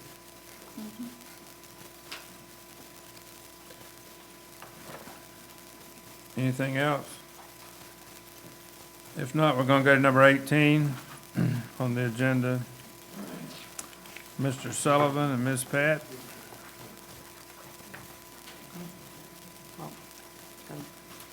Okay. I'll begin. Obviously, this is a topic where there's been a good deal of debate, but not a good deal of information being disseminated. And part of that has to do with the the laws of North Carolina and executive sessions, et cetera, et cetera. I guess what I would like to do is, at the last meeting we had, there was a motion that was passed that we go back to the seller based on the findings of the inspection report and ask for a reduction in price of $500,000 on the pier property. Because the inspection suggested that there was defects and repairs that were needed that were anywhere between $500,000 to $750,000, and that was limited to the area that was actually inspected, which was above the water line. So we have no idea what type of damage there may be underneath the water line and how much it may cost to repair those pilings that are, sections and pilings that are underneath the water line. So I would ask the attorney who is going to go back to the seller to let us know what the response was.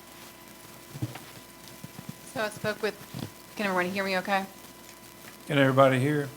All right. I spoke with Mr. Bass, who, with their corporate bylaws, for it to be approved, had to have unanimous consent to reduce the price. He does not have that. So the procedure that the corporation has to go through is to call a meeting and to have a vote to see if they could have majority approval to grant our request. Because of the holidays and things like that, he expected that if they go through that process, it would take about 30 days. So as of right now, they cannot honor our request to reduce the purchase price. Okay. Which creates a problem since the due diligence period. Did he say that he was going to extend the due diligence period until they made a decision? So that request was not before him on our behalf. So the town, you guys have the option to request for a due diligence extension as one of your options with the pier contract. But he could have offered that, right? I mean, We did not have that conversation. okay. The second item that we were going to discuss had to do with the deliverables that the seller was to give according to the contract, which was to happen as soon as reasonably possible after execution of the contract. And we had discussed this before, that it was a case of, if he doesn't have something, we would like to know it in writing. The things that he has indicate yes, and the things that do not exist, that we know that they do not exist. So going through that specific paragraph, there is no prior title insurance policies that exist. There's no existing survey in terms of the actual pier property. Some surrounding properties, there's some surveys, but not as to this actual property. There's no soil test reports. There's no environmental survey or reports.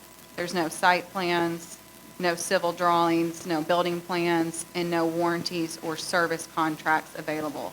In terms of maintenance records, we discussed those at previous meetings. In terms of there was nothing specific, it was just that yearly maintenance in terms of, approximately 20 to 30 boards being replaced, and that there has been 2 pilings replaced throughout the ownership by Mr. Bass, or Holden Beach Fishing Pier Incorporated. And those are all the specific items in paragraph 5.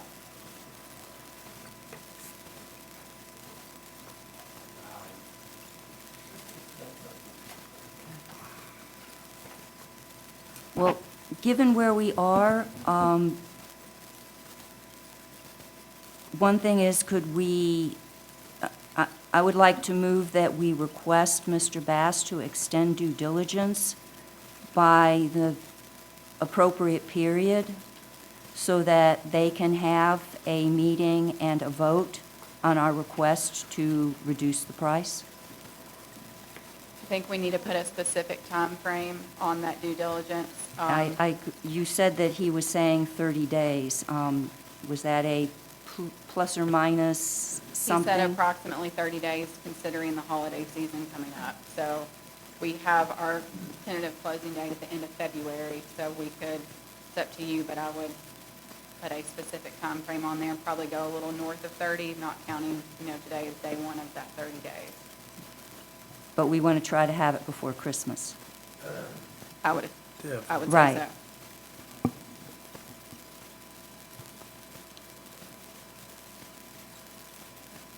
Not having a calendar in front of me, when's December 21st?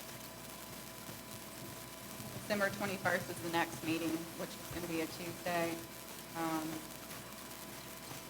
And that that would be a little over 30 days.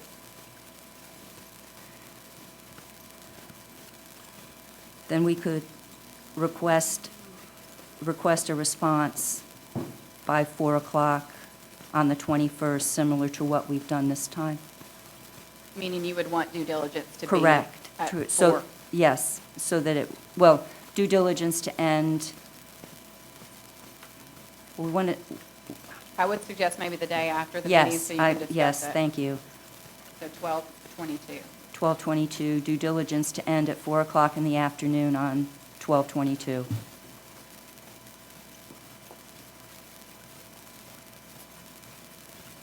That would be my motion. And also in terms of the motion, I would suggest that we put a time frame on which our request has to be either accepted or denied because of the fact that we have due diligence at 5 o'clock on Friday. So I would suggest putting a time frame for the response on that request.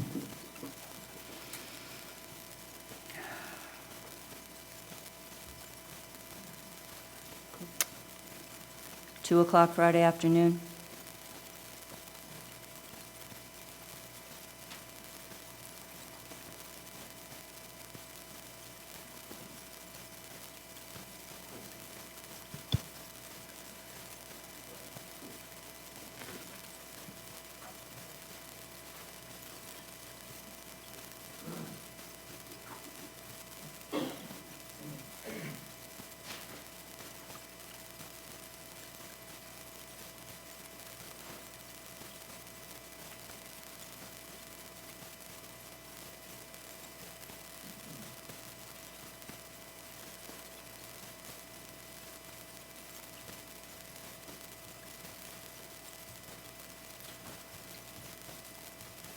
Madam Attorney, would you read the motion, please?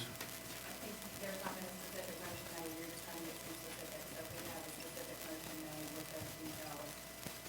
Did you not make a motion? I thought I said motion, but, okay, motion to request to the seller to extend the due diligence until Tuesday, December 22nd, That's Wednesday. Wednesday, December 22nd. Response required by Friday, November 19th at 2 o'clock. Catherine, when did you have this discussion with Mr. Bass? Periodically throughout the period, our final conversation was Saturday in regards to the deliveries. Now, in terms of the response about the price, I got written word today. You know, I'd like to hear the answer to that question. To push it out to the 21st of December, I think it's He said 30 days. It would take him 30 days 30 to... days is this, if it's from today, would be the 16th. So approximately 30 days. I just think it's awful close to the Christmas holiday to have a due diligence. If he accepts it, first off, I think it's awful close to Christmas. I think people may not be here, including myself. So that's why I was asking if we could push it back. If he needs 30 days, I understand. I would like to hear the answer to that question. It certainly doesn't hurt to ask if it doesn't jeopardize what we already have in place. We had about that Friday the 17th. That'd be the week before Christmas. Yeah, if you, and that's my reason, because I understand. I'm leaving the 22nd, or Thursday morning, so I think it's a, I guess I have two things. First of all, the history of this is Mr. Bass may be a good partner and good citizen, and I have no doubt about that, but he has not been timely in any responses that to questions that we've asked. So I think it would be better to extend it into the new year.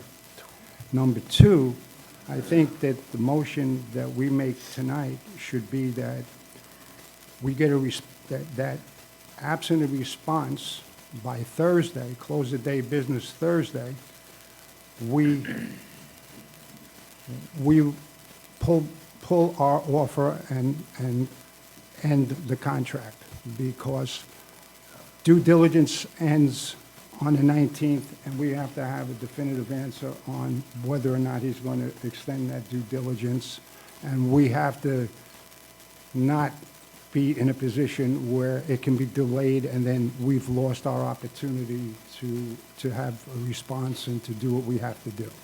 So I would actually ask that you revise the motion so that if Mr. Bass doesn't respond to our request for an extension of due diligence onto whatever day we choose to extend it out to, that come the end of business on Thursday, we're going to end the contract for the purchase of the pier.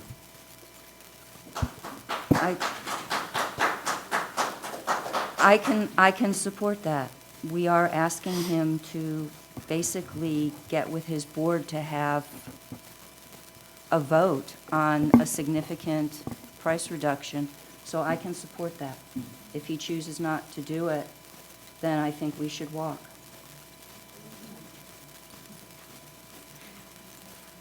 I understand your date issue, Brian. You want it to be the Friday the 17th, which is still more than 30 days.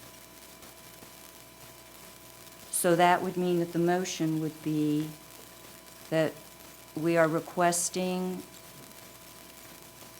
a response on the price reduction by Friday, December 17th at, I'm assuming we may have to meet, so at 2 o'clock in the afternoon?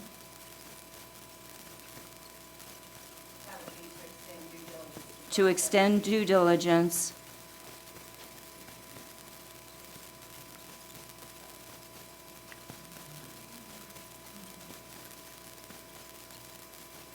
and the board requests a response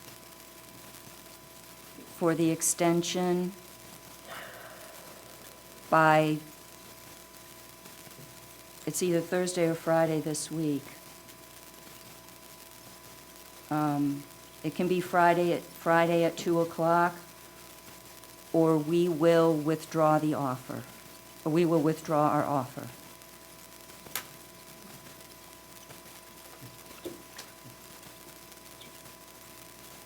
So to trigger the withdrawal would be no response at all? Yes. That would be the only thing triggering the withdrawal? Or denial of the Denial. extension. No response or, But I'm saying if he comes back with a counter offer, we can use discuss that.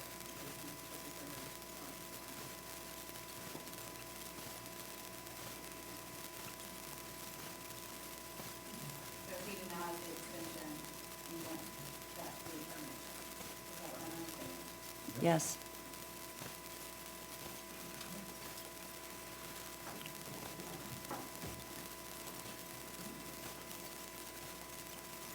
I'm gonna say this.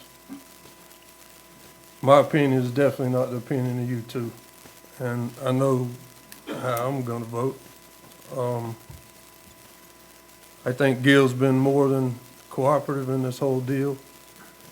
However, that was an easy question that could have been answered. I guess if he has to have a consensus of his people, then so be it. But I am definitely not willing to jeopardize the contract that we have on the pier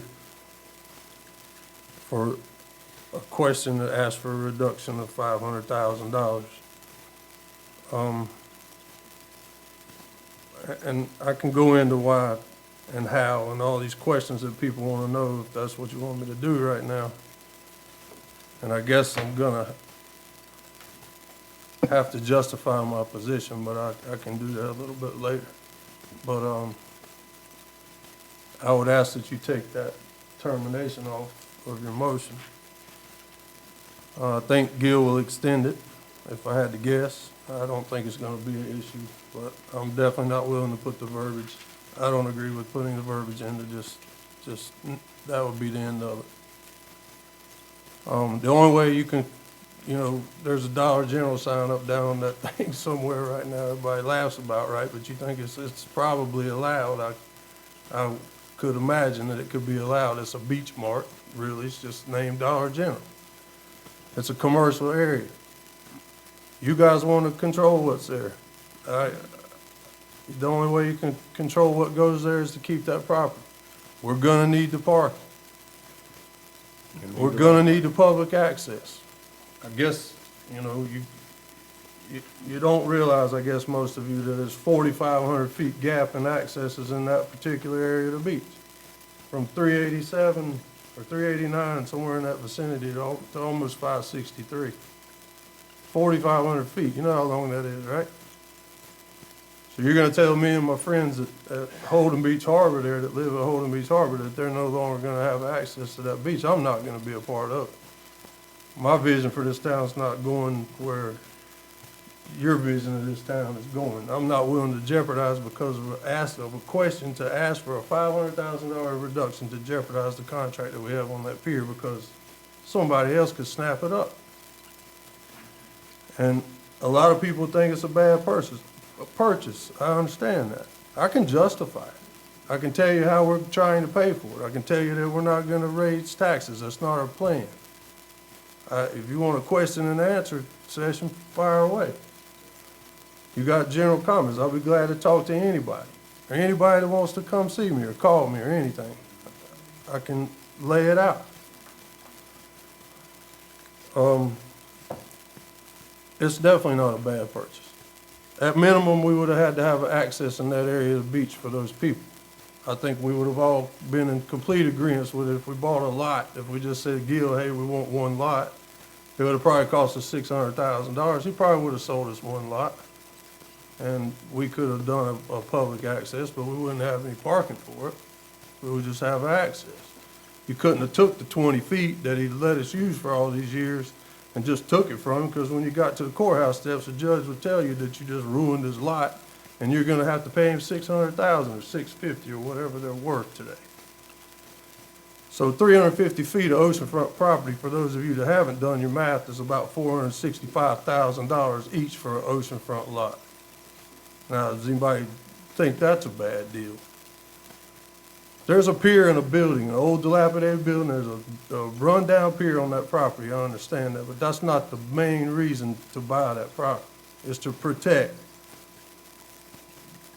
It's to protect that area of the beach, for one, because they don't make it anymore. Two, you're not in control of what goes there if we let it go. You're absolutely not in control. There's a myriad of things that are allowed that you probably, none of you want to see.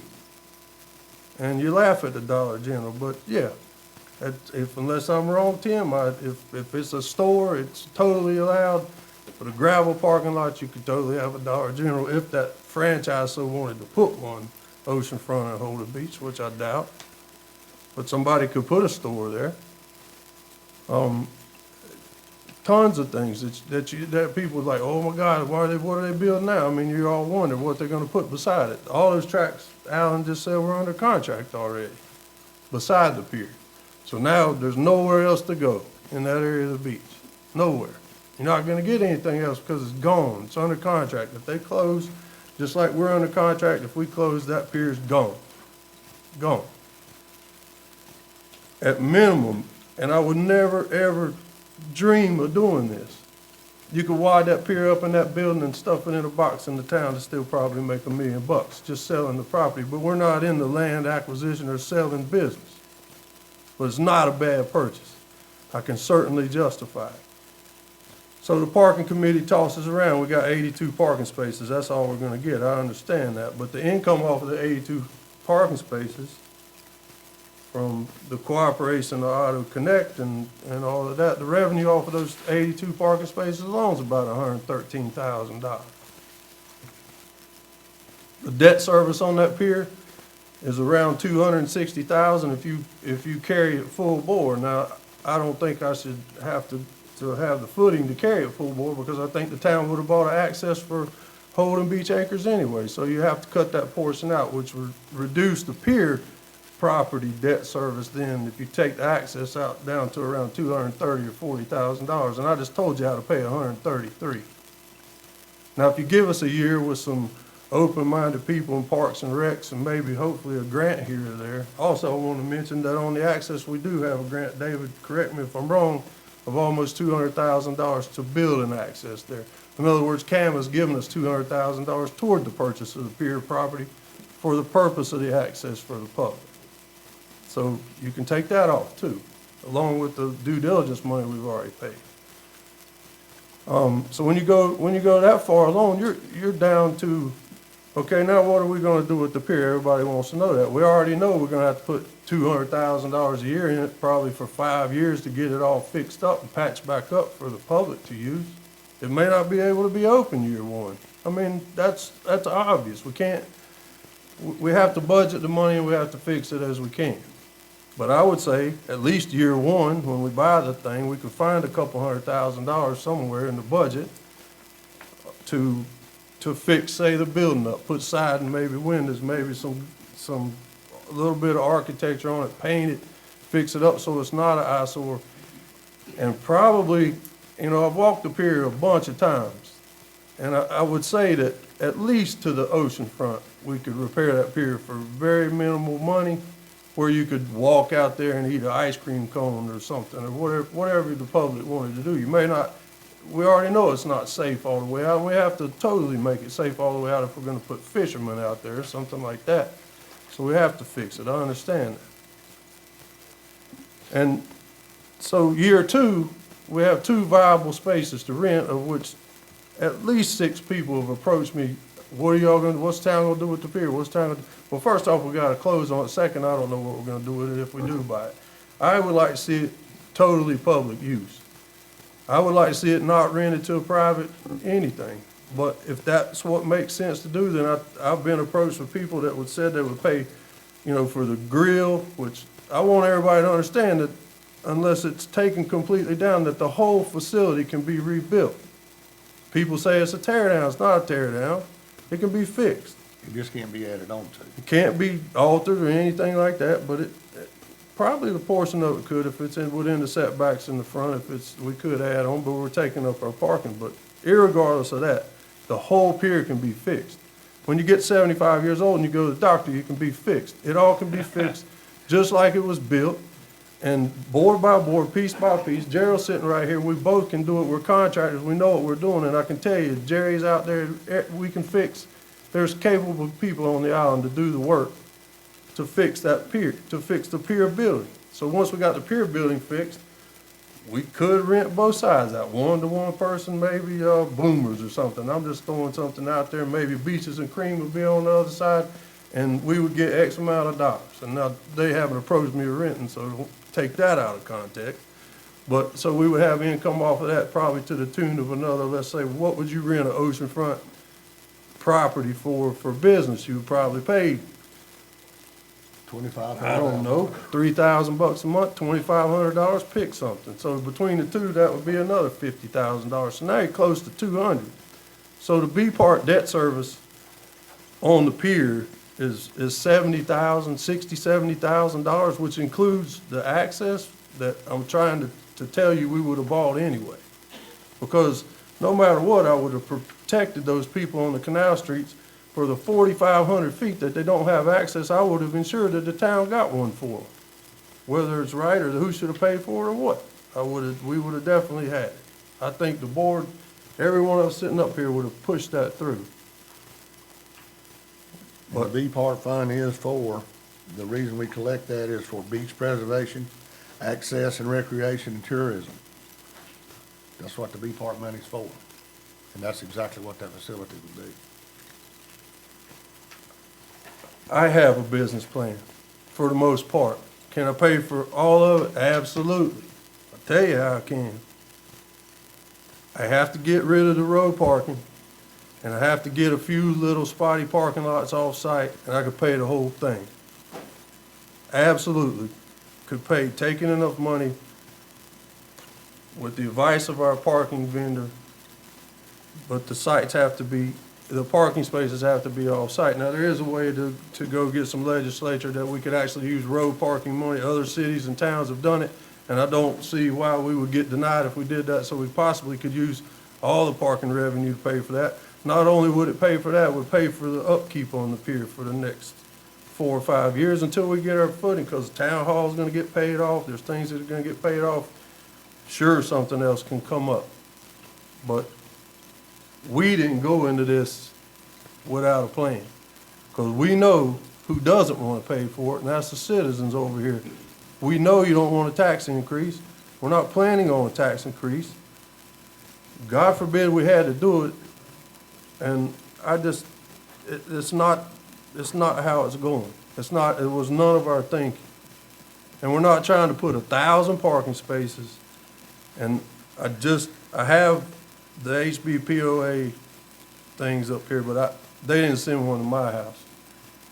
And they didn't send one to Harbor Acres people, Holden Beach Harbor's residents, saying that they were gonna take away their access. Okay. I think, and I know from talking to people and hearing people, there's a lot of people in favor of the purchase of that to maintain the access. Y'all are beating this pier to death. There's a pier on that property. I get it. I get it. There's an old building on the property. I get it. If there was nothing there with a parking lot, what would it be then? Right. So you don't want, you want to take that parking lot and jeopardize losing it? You can talk, you're fine with me. You know how many people go to the pier?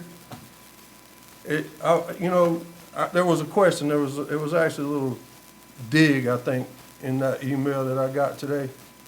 You guys didn't know where I stood, on which side of the bridge I stood on. I can tell you I stand on the top of it. I think just as much of those people across the bridge as I do for the people over here. I think just as much for the rest of the country as I do the people over here. That's where I stand. And some days, I don't know which direction to walk in.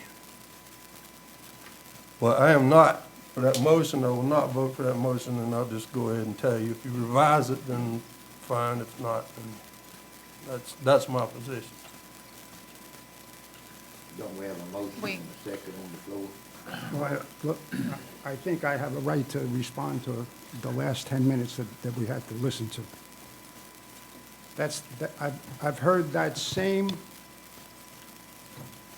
speech at least 3 times. And I ask why, if we have a plan, and we've been talking about this for 6 months, nobody's seen that plan. We just heard a lot of maybes, a lot of could-bes, maybe this is going to happen, if we do this, if I get that. That's not a plan. That's a wish and a prayer. So, just to be clear, the motion that I understand to be here is that if Mr. Bass doesn't extend the due diligence period, we're going to terminate the contract. And if I understand what your argument was, Brian, that even if he refuses to extend the due diligence period, you're going to go through with the contract. That's exactly what I said. Okay. Now I'll give you all the reasons why I don't think that's a very good idea. Mr. Sullivan, excuse me just 1 second. Madam Clerk, do we have a motion on the floor or not? You have a motion, but I did not hear a second. I didn't either. So, point of order, I'm gonna go to the lawyer. Oh, okay. We don't have a motion on the floor, but we're in the middle of a discussion.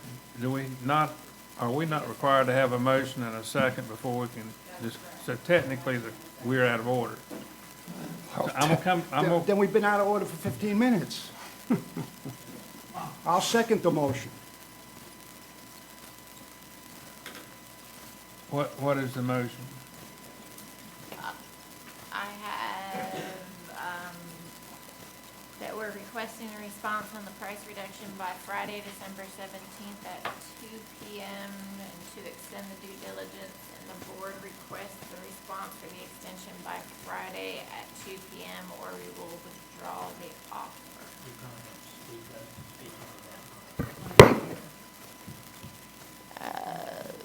to request a response on the price reduction by Friday, December 17th at 2 PM to extend due diligence, and the board requests a response for the extension by Friday at 2 PM or will withdraw the offer. I believe it was just the due diligence extension, not the request for the price reduction, just the due diligence extension request.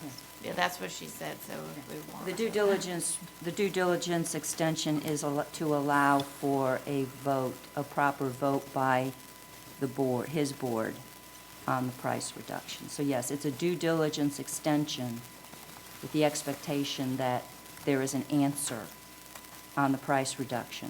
But we need a response on the due diligence extension by Friday, this Friday, 2 o'clock, or we will withdraw the offer. I'll second that. Okay, are we in order now? The floor is yours, Mike. Okay. Sorry for interrupting. No, I'm fine with that. So, now we know where people stand, right? Finally in the open, no matter what condition the pier is in, no matter what the response is from Mr. Bass and his group, no matter what, some of my colleagues are still going to go through with this purchase. So now, here's, to me, there are 3 basic questions on any purchase that anybody makes. So the first one is, what's the cost of the purchase? The second one is, how are we going to pay for the purchase? And the third is, how are we going to use that purchase? And I'm going to say, in my opinion, we haven't gotten an answer to any one of those 3 questions. Because we know what the purchase price is, but we don't know what the repair price is, because that inspection doesn't tell us what's going on underneath the waterline. So that's one. How we're going to pay for it, we just heard the plan.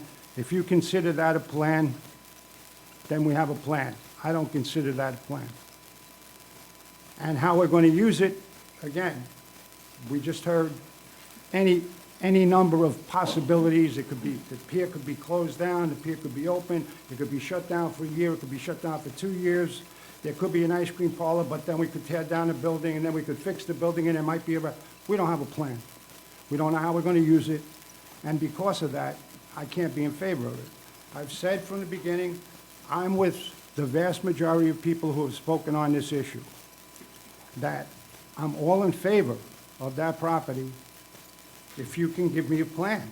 If you can give me a business model that shows me that this is a viable plan and that it's going to be useful. But if you can't do that, then I can't be in favor of it. And I think that's what the vast majority of people said. I'm going to deviate for a minute. On Friday, Commissioner Murdoch told us that we had a meeting where 18 people spoke and 16 people were for the access and purchase of the pier, and only 2 people were against it. Well, I went back and I looked at the minutes from that meeting. In reality, and I have it in front of me, I can read what every person said. 29 people spoke. Some people spoke more than once, but 29 separate people spoke. 17 of those people said they were in favor of it, if, with a qualifier. And whether that qualifier was if it's physically feasible, if it's responsible, if we can get this, if we can get that. It wasn't a blanket, I'm in favor of it. The majority of the people who spoke, 17 out of 29, said the same thing that the people said tonight and the same thing that the people wrote in on the responses. I'm for it if it makes sense, if it's physically responsible. 11 people were in favor of it, and 1 person was dead set against it. So it wasn't 16-2 in favor of it. To go to the access question, those people who lived there came to the meeting on July and told us about the distance they had to walk, and it was the obligation of the town to take care of their access. Well, I kind of looked, and except for, I guess, early when the town when they sold off the pieces of property on the east end, and they put a public access every 2 streets or so. When you go out, the people who live west of the pier, who live north of Ocean Boulevard, most of those people have to pay for public access. They've bought easements. You go along, there's not a whole lot of public access there. There are private accesses, the people who live in Deal Street, and you see the signs, private access for certain locations. The people who live over there can do the same thing. There's enough of them that they could all put together a couple of bucks and purchase an easement and an access to the beach. So yeah, we were all in favor of doing it, but there are other ways to do it. So I just point that out. Now,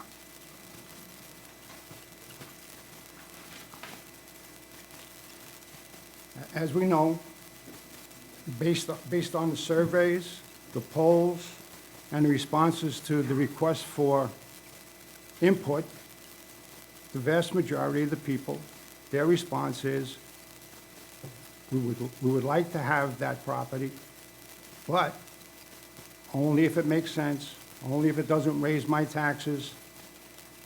And now we're going to go forward with a plan that doesn't answer those questions. That it could, I mean, nobody wants to raise your taxes, but we could if we purchased that, was what I just heard. And so I just don't think that look, we've had passionate discussions on any number of issues. None, I don't think, as passionate as this particular discussion. But this is what I believe. I believe everybody got on this board to make decisions that are beneficial to the people who elected us and the town in general. And they, you know, these type of discussions are, Brian is dead set that he's right, and I'm pretty dead set that I'm right. Neither one of us are easily moved, right? But I'm not here to impose my will on the people of the town. I got elected to represent the people of the town, and that's what I want to do. And what I've heard in the last 5 months, 6 months that we've been discussing this issue is only if it makes sense, only if it's fiscally responsible. And I can't see how going forward with this deal is fiscally responsible and makes sense. That if we don't get an extension of due diligence by Friday, how we could possibly go forward with this deal. And I'm just hoping that my colleagues, after listening to what the people had to say and reading what the people had to say, feel the same way I do, that we're here to carry out your will, not to impose our will on you. Thank you.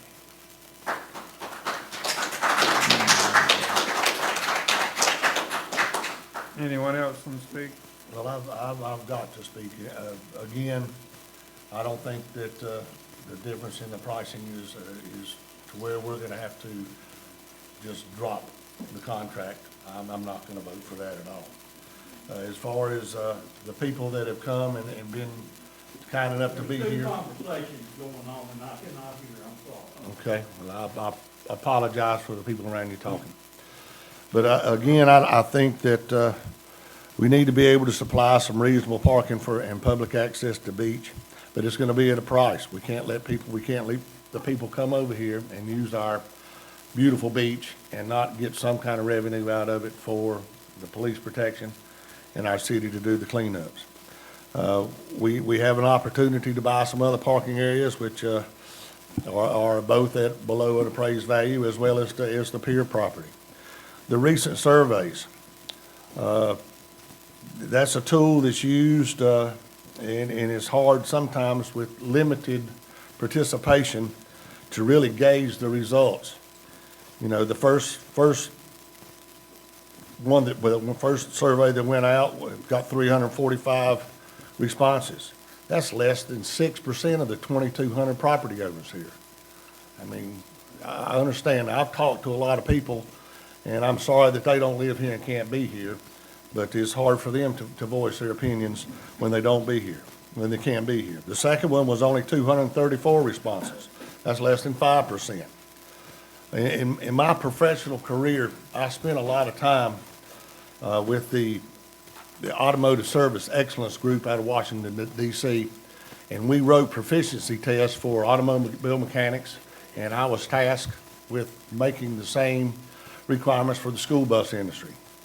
And we actually would write questions, and we would direct that question to get the answer that we wanted.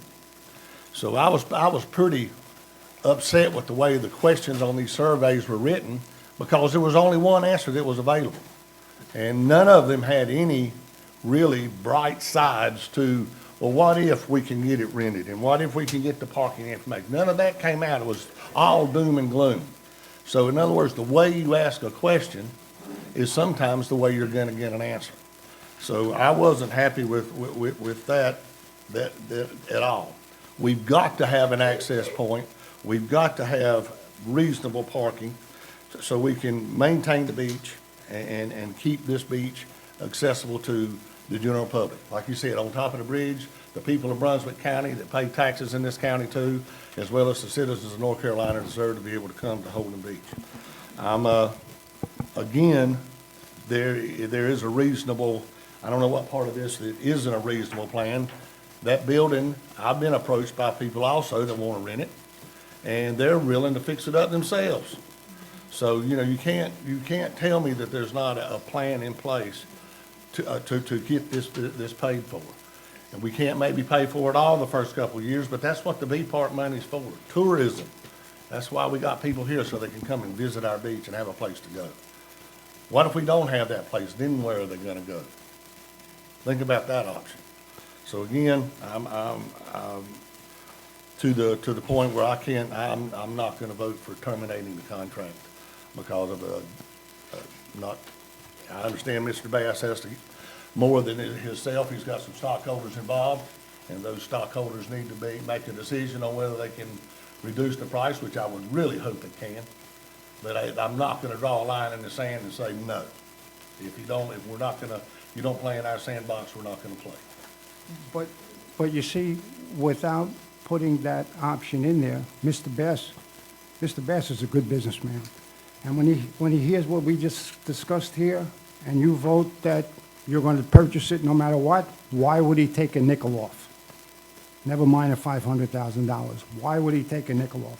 The only leverage we have is the ability to terminate that contract unless he at least acts in good faith.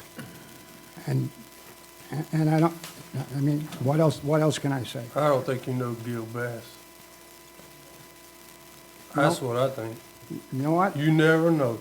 That's And why to we judge have, him like that is that's a why we fault. have contracts. All right, well, don't assume something like that. I've been here for nearly 50 years. We need to give the man a chance. I would like to go back to the business plan. And gentlemen, a business plan for a community is something on paper that they have to look at, that they have to judge, that they have in front of them to think about so that they can come and ask questions. Having these discussions about, this is how I look at things, these are numbers, you know, that is the foundation of something, but a business plan is in writing. You need to reduce your thoughts to numbers in writing and explanations in writing. Just a general comment, this board has gotten very sloppy about putting things into packets for people to review ahead of time so that they come to the meetings informed about what is going to be discussed. This is a prime example. Something in writing of the ideas, the costs, the possible revenues should have been on paper a couple months ago. There should have been iterations at meetings for people to discuss it. I think that is what our public wants more than anything right now, is something written with some explanations and some numbers so that they can get on top of what everybody is thinking and form an opinion. And I agree with Mike that Mr. Bass, in the past, without a deadline, there has been time pass. That is one of the reasons you put some sort of a termination. You have to have a deadline in, because without it, it's toothless. It's toothless. Mr. Brown, what were you trying to say? I think it's time that we call the vote, enough discussion. All right. Vote's been called. All in favor of the motion, say aye. Aye. Opposed, say no. No. Show of hands, clarity. Oh. If you're in favor of the motion, raise your hand. Okay, 2 against, raise your hand. It's 3-2, Madam Clerk. All right, is there another motion to be brought forth? I just want to clarify in regards to that motion not passing, if the board wants to entertain a due diligence extension without the automatic termination, along with a deadline for him to respond. I wouldn't make the motion without the termination date. Is there a second? I'll second that. Madam Clerk, you got that? Yes. Everybody understand the motion? All right, discussion? Any more discussion? If not, I'm gonna call for the question. And what was that extension date to? The same terms as before, just removing the automatic termination. So due diligence would be extended to 12/17 at 2 o'clock, response by Friday at 2 o'clock. Okay, I don't know what the extension of that due diligence period to another month does to the application processing or the interlocal for the installment financing agreement. I do not know that. Everybody understand what Mr. Hewitt just said? Mm-hmm. David, if he, I don't know what that does to, because you had set up parameters of that existing contract based on an application process for installment financing to go to the local government commission in February, March timeframe. I'm telling you, I do not know what putting that month in there does to that timeline. I don't know. comes another ring. What that would do, what that does to the closing date, the ability to close. The closing date would stay the same. We're still just, we're just moving. But I'm telling you that the application Yes, sir. process involves staffing with the local government commission, included sufficient time that now you compress that by extending the due diligence period. I'm telling you, I don't know what that does to that time frame.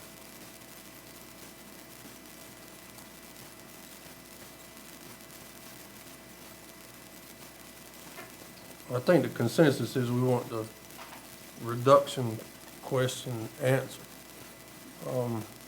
So if we, would it be by borrowing less money, would you think that would affect that? I'm not in a position to say. Okay. I don't know. Understood.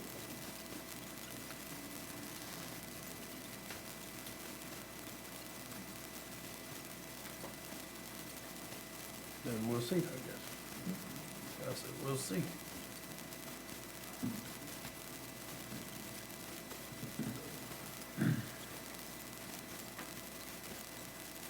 Attorneys, do you have any comments further to make?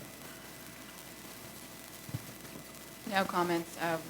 I think we had a motion and a second. Do we have a second on the Or We was do the have a motion made? second.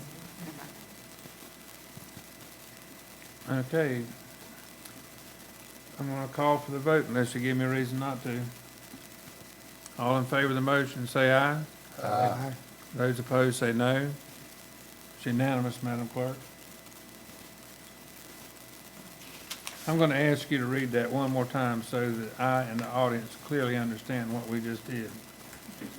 Find it. It is sorry. I can't find it. To extend due diligence to December. Speak loud and then the mic, please. To extend due diligence to December 17th to get a response on the reduction. And we want a response for the extension by Friday at 2 p.m. The December 17th time, I think, was 2 p.m. as well. The due diligence.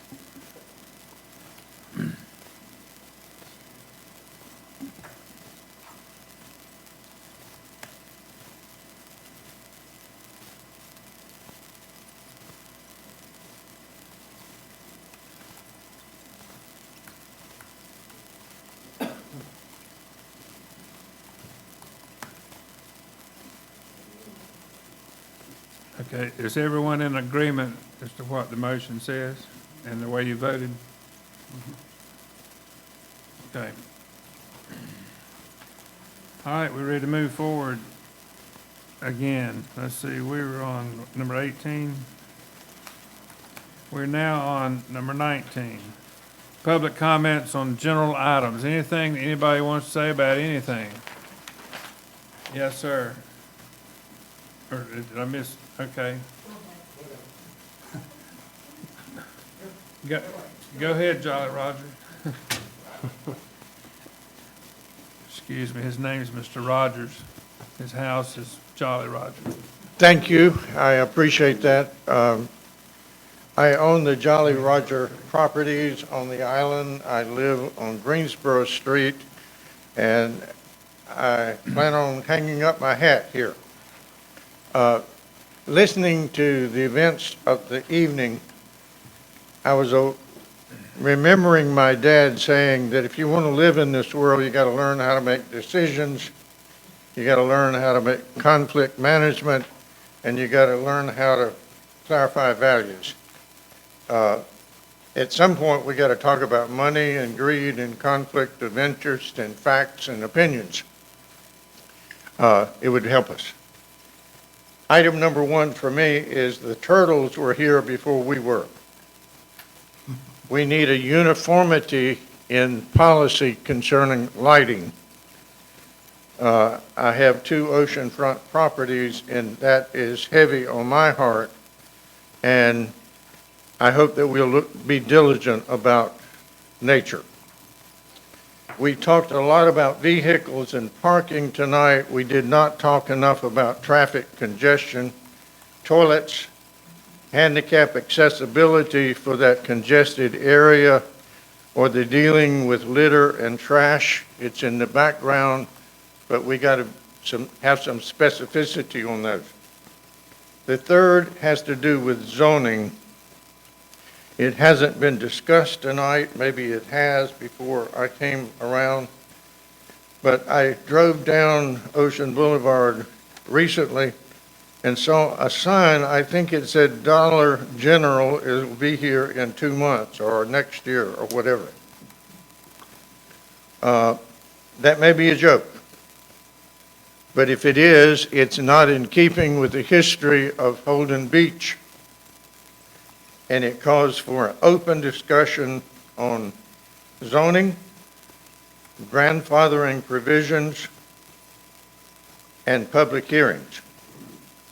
And the last issue is something of a sleeper. I'm for having a bike path.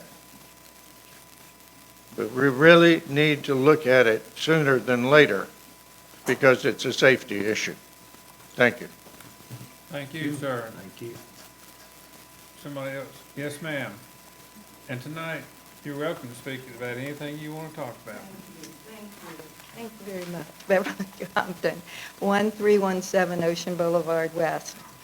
It sounds like Brian has a plan and he needs to write it down, but then we need buy-in. It doesn't seem that there is buy-in across the board. Second of all, we talked about the survey that HBPOA did, and I'm a director there as well. Rick knows too, and he's been a director for a very long time. And then talks about creating surveys and suggesting that these were not neutral questions. I don't think we can do neutral questions, I'll tell you the truth. The reason HBPOA gets comments is because people don't like things. They don't call to say, let's give medals. They never do. And also I'd like to say that I was, when I was working, I did do surveys. I worked with a psychometrician. We don't have that volunteer here, that kind of person. And you said, well, only 6%. I don't know if that's statistically significant or not. I'll tell you the truth. But by my calculation, this group was only 85 people on the island voted. That's 2%. Voted for you as commissioners. And I realized there was a competition, really. But I just wanted to bring out that comment. And I would like to know which specifically you thought were two-headed questions or wrong direction or whatever, because Brian had said that as well. And somebody here made me think of that song, they paved paradise and put up a parking lot, so we could sing a chorus of that, I guess. But anyway, it sounds like we're going to buy the pier, I'm not sure. Thank you, ma'am. Yes, sir.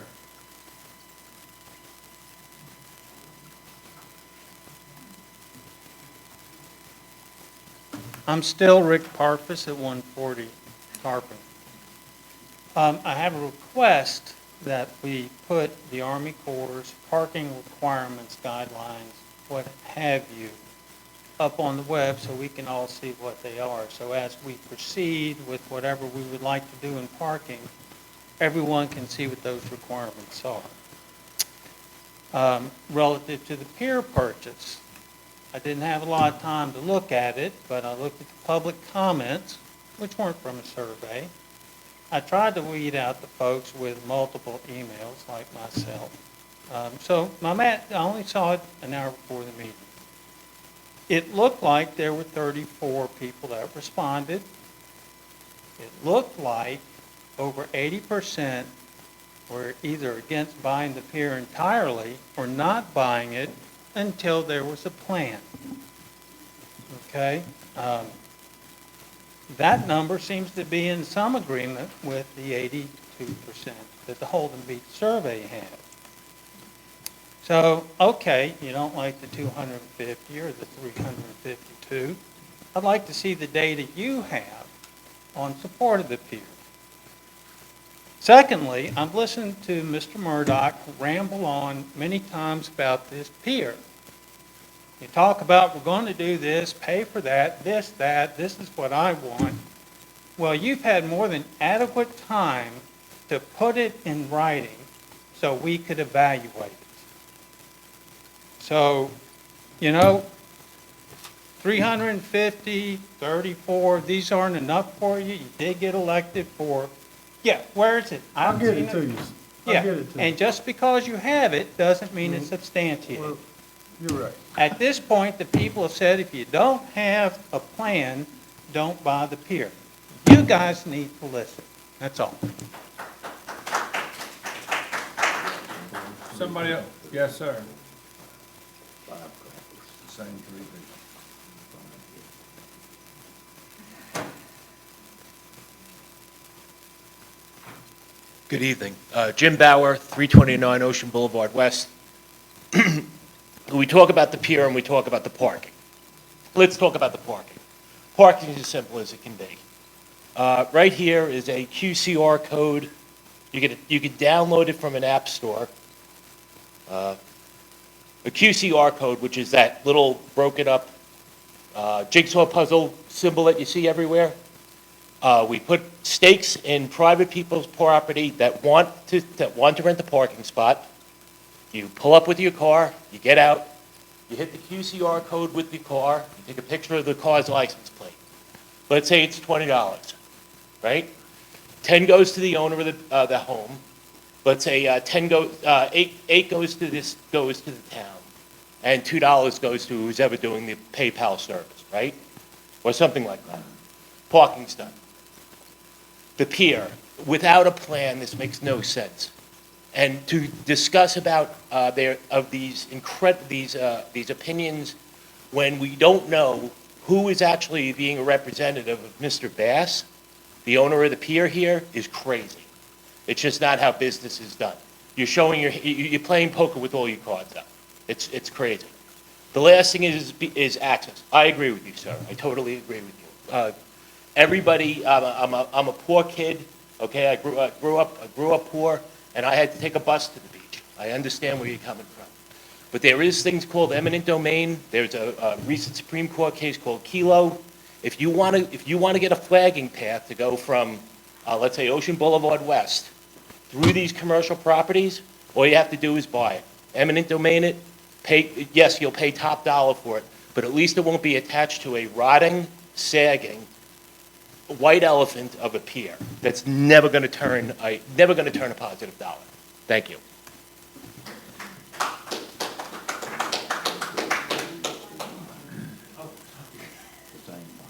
Anyone else want to speak?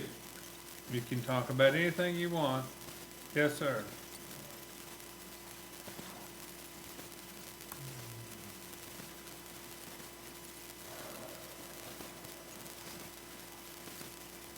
I think you know how I stand.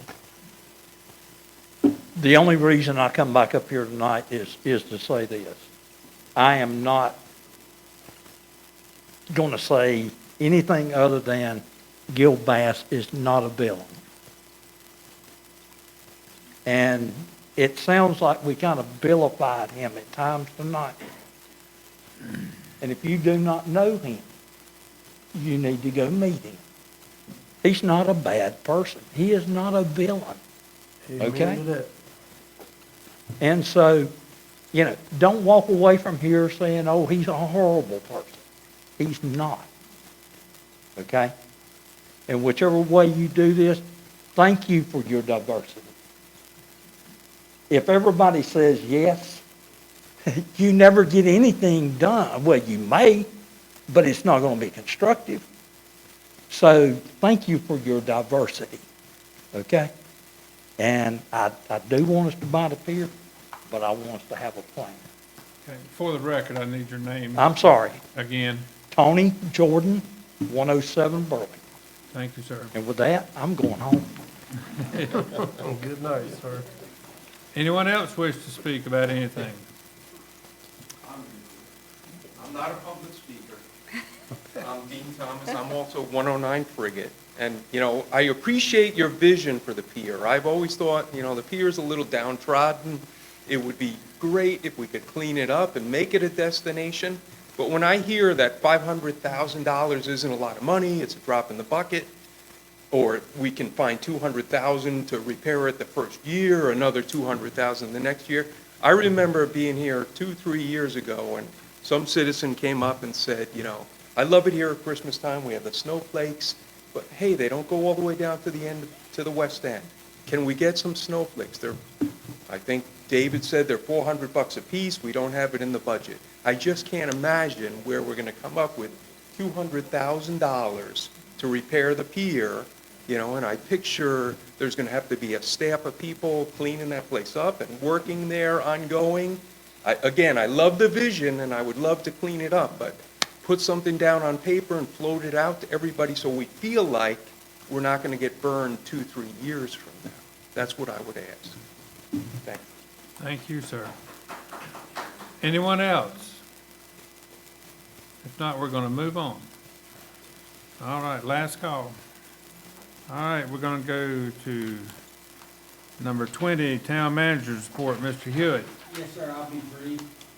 First, just wanted to remind the board that Shannon the Right Angle is working on finalizing the designs and specs for Seagull, the paving project on Seagull. We're on task to pave sometime between Easter and Memorial Day, like we do normally on our paving projects.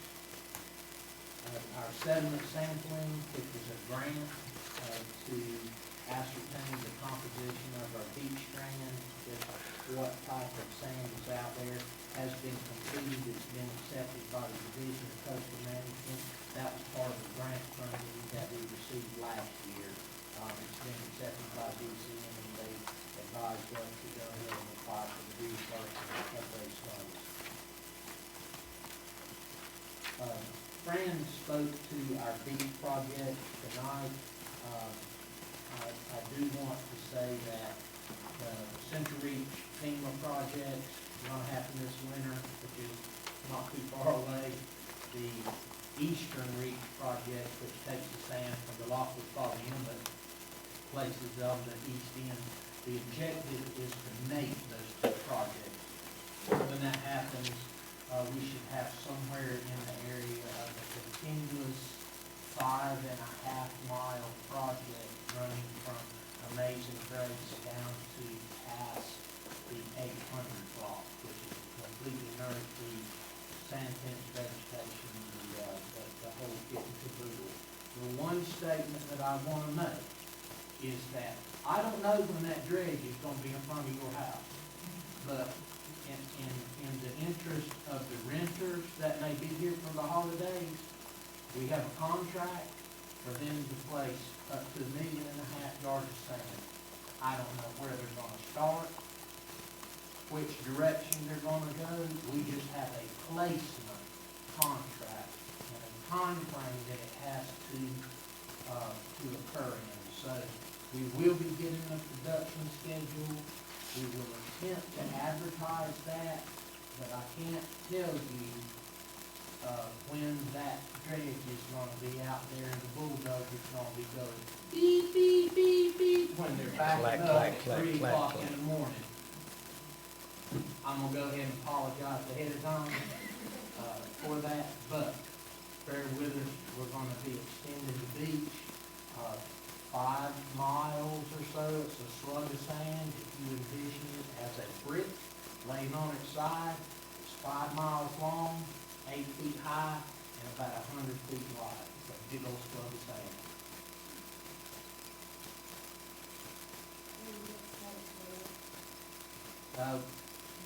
Since the Eastern Reach project is a Corps of Engineers navigation project, I think it's also ironic that we met with the program manager for the Corps'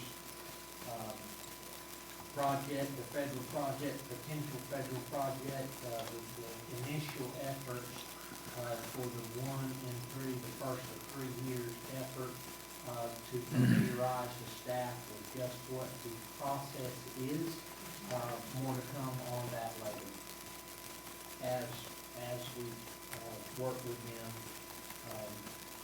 in defining what that project may become. And on a lighter note, we do have the turkey trot on Thanksgiving Day. That is a drop your canned foods off at the local food bank. We'll be advertising specifics on the time of that turkey trot. And then the tree lighting, I want to get a plug in for the tree lighting on the 3rd of December at Jordan Boulevard. I believe that starts about 5:30. That's all I have. Okay. There was a question, Mr. Hewitt, about where the sand starts and ends.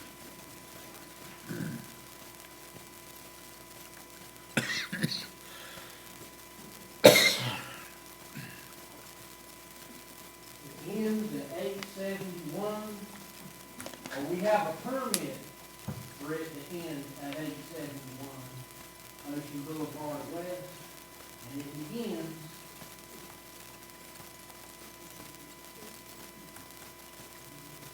I've got it written on the map. I believe I can't find it.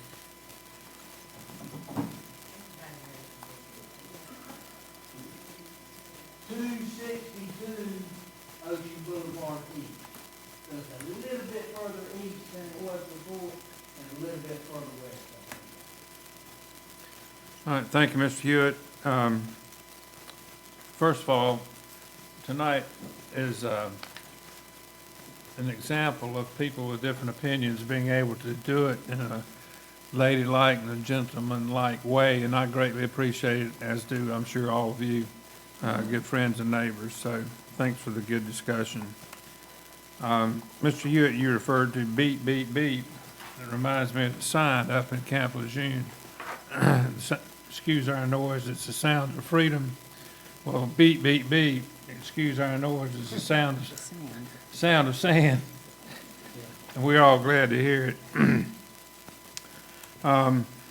This week I had an opportunity to talk to Charlie Miller, who's our North Carolina House of Representatives for this town. And I enjoyed the conversation on many topics, but one of the ones that stand out the most was his strong feeling that the state of North Carolina was going to finalize the budget for the state, and he expected that to happen Tuesday, which is tomorrow. And I'm sure all of us are looking forward to that, because of a lot of things being held up because of no decision having been made so far. But I want to address right directly across the waterway from Town Hall, you've probably seen a crane working over there. And that was one of the projects that he and I discussed, and that project is tax-funded project, and the goal is to continue to clean up the waterway and the rivers in our area from abandoned boats and other hazards. There's maybe 3 shrimp boats over here directly across where I'm looking. And then there's another one down where the Lockwood Folly River comes to the intercoastal waterway there between Blue Water Marina and the river intersection to the intercoastal waterway. So we've got a lot of those monies being spent right here at Holden Beach, cleaning up our area. We greatly appreciate it, and it's certainly nice to have the old sunken shrimp boat having been removed from Mr. Bellamy's shrimp house area over here, which is between Provisions and the bridge. The Veterans event that was sponsored here by the town at our picnic area right by the waterway, between us and the waterway, was greatly appreciated by the veterans and well attended, and I'd like to compliment the staff and all those involved with putting that together, especially in regards to the flags. I've had several people call me and email me and thank the town for the extended effort and to make the town look like it really appreciated the veterans. And one of the most complimented facts was the large flag on our flagpole. So thanks to all of you that were participated in being a veteran that attended, and also those that helped make it happen. With that, I'm just going to say happy Thanksgiving. Thanks for being here, and ask Mr. Brown, what words of wisdom do you have tonight, sir? Last couple of meetings, I've just passed it on down the line, but I feel I need to say a little something. As far as the pier and our parking situation goes, it's a lot easier, you know, the easy thing would be, oh, well, just forget about it. And, you know, be like the ostrich, stick your head in the sand. That's the easy way. We have a beautiful town, great town. I've been here a long time. As far as with the pier, it can work. We're not going to raise taxes in order to purchase the pier. Okay? Please write that down and put down there, Gerald Brown said. Okay? It was never the goal. We never said anything about raising taxes. You know, if I were a property owners association and I couldn't do anything but make divisive calls on everything, then I think, you know, I just think it's time for some new faces. You know, sometimes new blood, you know, I grew up on a farm, and every so often You have to change your stock to keep a good line going. Once in a while, same thing happens on these little committees and stuff, these POAs and stuff. Because what you do, you get 3 or 4, and well, let's say, just fire the email up. Do this, do that. But at the end of the day, you haven't accomplished anything but made yourself look bad. I'm gonna hold the high ground, because that's what I need to do, okay? But I want to see our parking squared away, because if we don't do it now, we're gonna have some opportunities that get away from us. And it needs to be done. Every other island has paid parking. It's already working for us. There's no reason that this island shouldn't have the same. Okay? It's something that we need to do as a group and keep moving forward. Hey, there's gonna be dissension. You know, everybody can't agree, but that's, you know, that's part of the job, so, you know? And, we stay up here and take the whipping and everything, that's okay. It's just part of it. I walk out that door, I'm going home. I'm going home to Holden Beach. You understand? Not gonna carry none of this mess with me all week and tote it around like it's a big scar on, because it is. I had, you know, the lady brought up the votes. You understand? When this gentleman and myself, when we ran, we did, I thought like we did pretty good, but we went out and we told the folks the truth. We haven't backed up on that, okay? What we see is what we see, okay? But we're trying to do what's best for Holden Beach. Now, you stand there, Rick, and shake your head as long as you want. If you want the floor, you can have it after I'm finished, okay? But for right now, I got the floor, okay? All right. And that's what we're trying to do, okay? So before we beat up everybody, you're gonna have to be patient. We've had to be patient, okay? There's no better fellow in this community that's done any more for this town than Gil Bass, okay? He's a good fellow, okay? Known him many, many years, you know? I looked at I just read one of these little comments we had, and came from Vicky Myers about overturning 1,000 parking spaces. Nothing's ever been said about putting out 1,000 parking spaces. That's never the intent. You know, the whole deal being, we're losing a good revenue base there. And hey, I pay my taxes to Brunswick County. I pay my taxes to Holden Beach. Okay? We pay the same as the folks on the mainland there. And hey, I got a lot of friends on the mainland. I grew up there. Okay? I want them to come to Holden Beach and enjoy it just like I do. I know that I'm very fortunate to live here. And I don't take that for granted. But what I do want to do, I want to see us keep progressing in a good way. Okay? Our renters, they come, hey, they bring a lot of, it's tourist dollars. 12 weeks out the year, bro, we're inundated. But that's okay. We accept that as part of the life that we get to truly cherish here. Because it's a wonderful place to live. I've been across that bridge so many times, and both when I go across there, I look at that ocean there, man, it can be as bad a day as there's ever been, but all of a sudden, you calm right down. You know? How many, you know, I see all the folks coming, and man, they got the camera going from the time to get up at the top of the bridge until to get down, about running the side of the bridge 3 or 4 times, taking a picture. But see, they don't get that. They don't get to enjoy that. We enjoy it every day. Be thankful for that. Stay together as a community, okay? Doesn't do no good to get divisive here. Let's work for a good common cause, because 25 years from now, I want a little boy with his granddaddy to be able to walk out on that pier. You understand? I want that little boy 25 years from now to have the same experience I had. Because those experiences stick with you throughout your lifetime. You see? So remember all that. So in this fighting back and forth and quarreling and arguing, just remember, we've got the best interest for the town. People put me here. They said, Gerald, do what you think's best for the town. I'm working at that as hard as I can. And until I'm out of here, I will continue to do it. Okay? Want everybody in the room to have a really great Thanksgiving. Get with your family and friends and just enjoy yourself and be thankful you live at Holden Beach. Now shut up. Mr. Smith. Gerald, I thank you for your comments, sir. Those are heartfelt comments.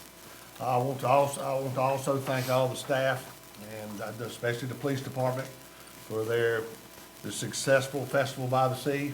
You guys maintained the crowd really well in the parking. Saw a lot of smiling faces. It was a success. It was good to see it happen again. But it also kind of shows the need for some parking. I hate to go back to that subject again, but that's what we need to do. The beach is finally, this beautiful place is finally getting back to winter normal, where you get home 7, 8 o'clock at night and there's not a car coming up down the road. You get up in the morning with your coffee and walk out to the beach, there's maybe a fisherman way up there somewhere, but we're finally back to winter mode, and this is the time that, again, that it makes me love Holden Beach the way I do. My final comment is, please, if you're traveling for the holidays, be safe, enjoy your family. I don't have as much of mine anymore, so give all your family a hug and make sure they know you love them. Thank you. Mr. Murdock.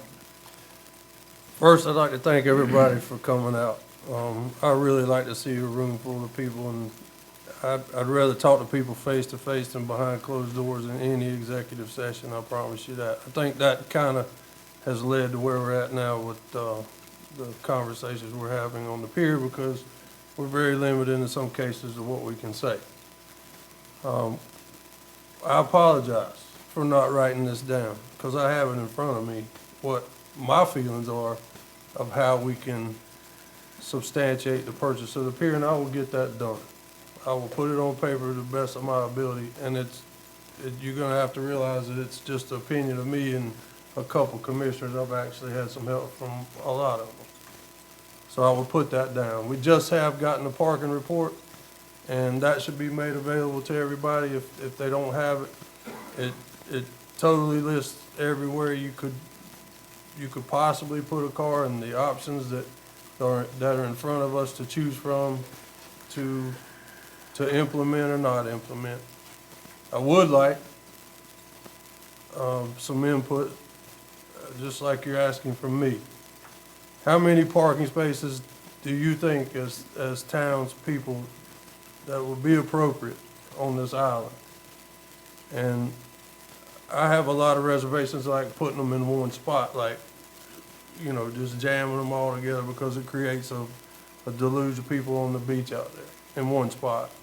So according to our guidelines with the Army Corps of Engineers study and everything like that, we have to spread it out. So I would also ask that if we didn't purchase the pier and we didn't have the 82 spaces in 300 block, where do you guys want to put them? So you're requesting of me something, I'm requesting of you something. So if we don't have parking at the pier, if we didn't buy the pier, then where would you put them?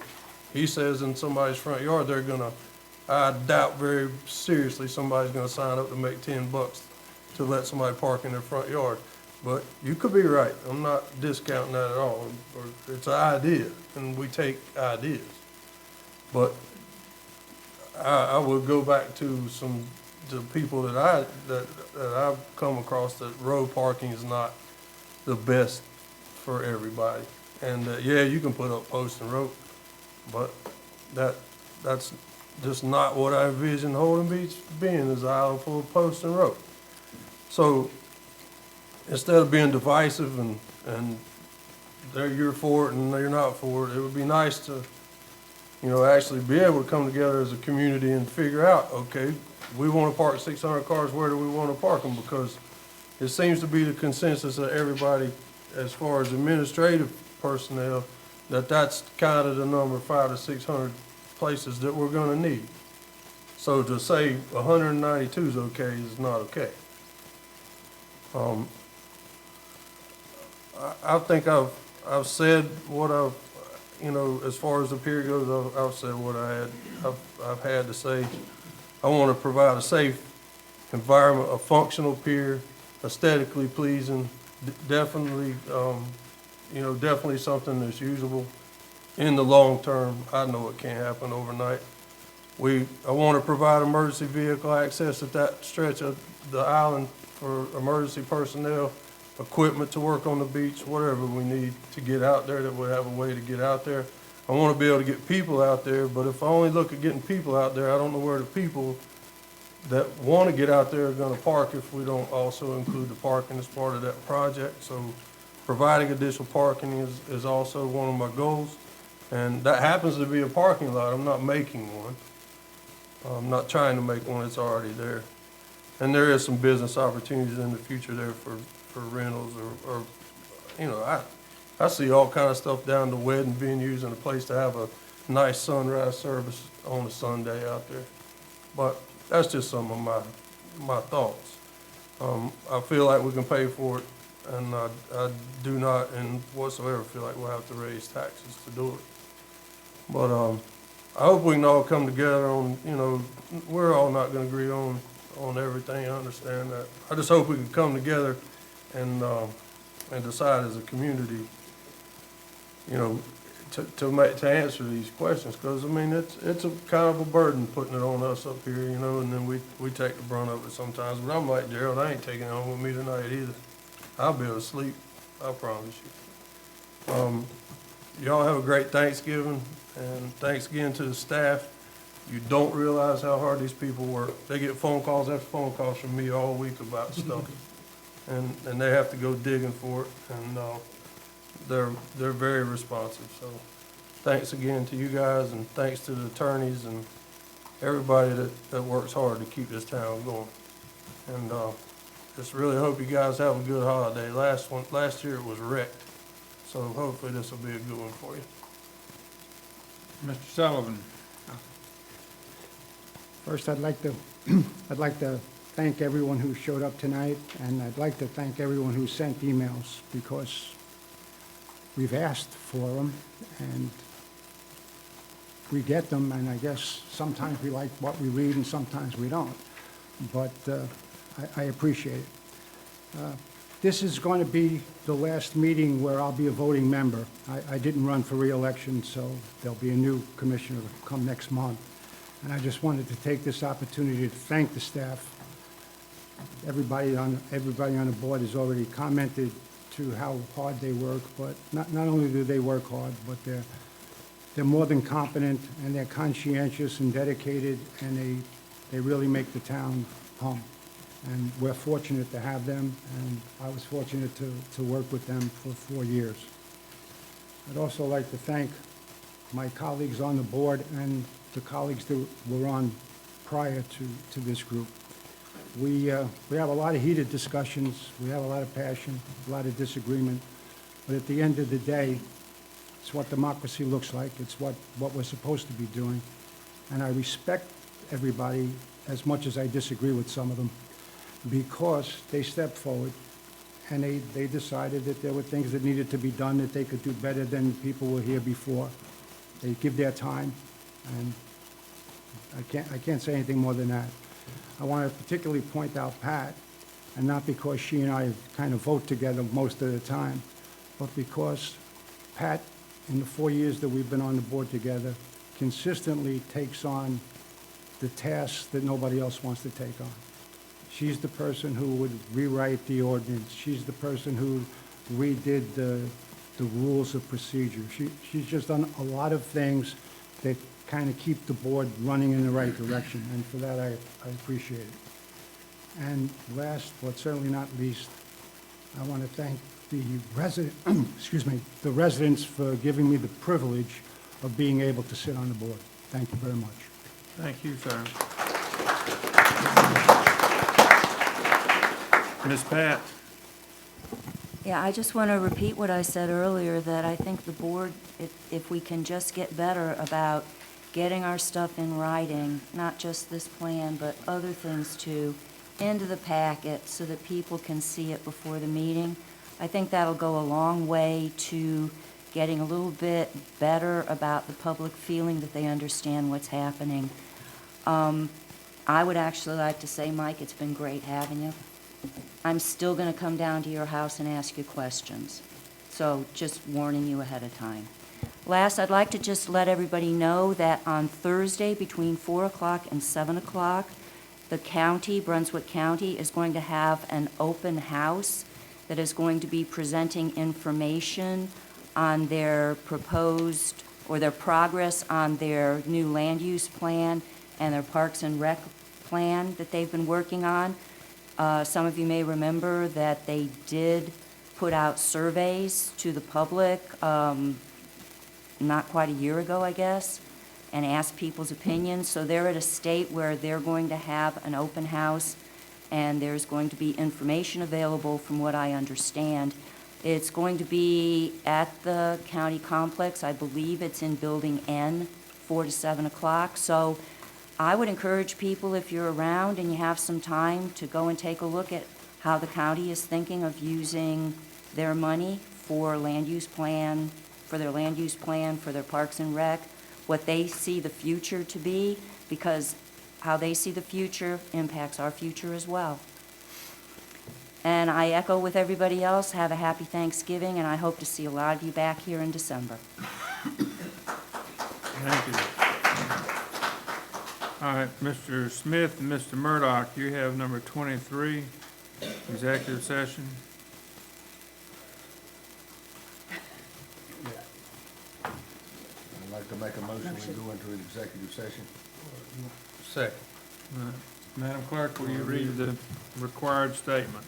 Executive session pursuant to North Carolina General Statute 143-318-11A5 to instruct the staff or agent concerning the negotiation of the price and terms of contracts concerning the acquisition of real properties. Okay, is there any, well, all in favor of going into executive session, say aye. Aye. Opposed, say no. Ladies and gentlemen, we're going into executive session. So we're back in regular session, all right? Back in regular All right. session. Now, Mr. Hewitt, you want somebody to read that, or have you already got it? You got it? All right, we're ready to read it. We're on? I think that the correct procedure is that first you have to, no one you can. I think the correct procedure is to move to amend the agenda to add budget ordinance number 21-33, an ordinance amending 2113, the revenues and appropriation ordinance for fiscal year. to the agenda. Yes, this is added to the agenda. Okay, we've got to do that first. We've got to need a second. Second. All in favor, say aye. Aye. It's unanimously approved. Okay, we've amended the agenda. Now you have a motion. Yes. Motion for the board to approve ordinance number 2133, an ordinance amending ordinance 2113, the revenues and appropriations ordinance for fiscal year. Fund balance appropriated up to $850,000, expense property access acquisition. I'll second that. Second. Any discussion? Hearing none, all in favor, say aye. Aye. Okay, Now I need to make a motion to, that was unanimous. yes, Unanimous. I'd like to make a motion to recess until Friday at 2 p.m. Second. In the town hall. Second. All right, any discussion? None. Hearing none, all in favor, say aye. Aye. Aye. We are recessed until Friday at 2 o'clock in this.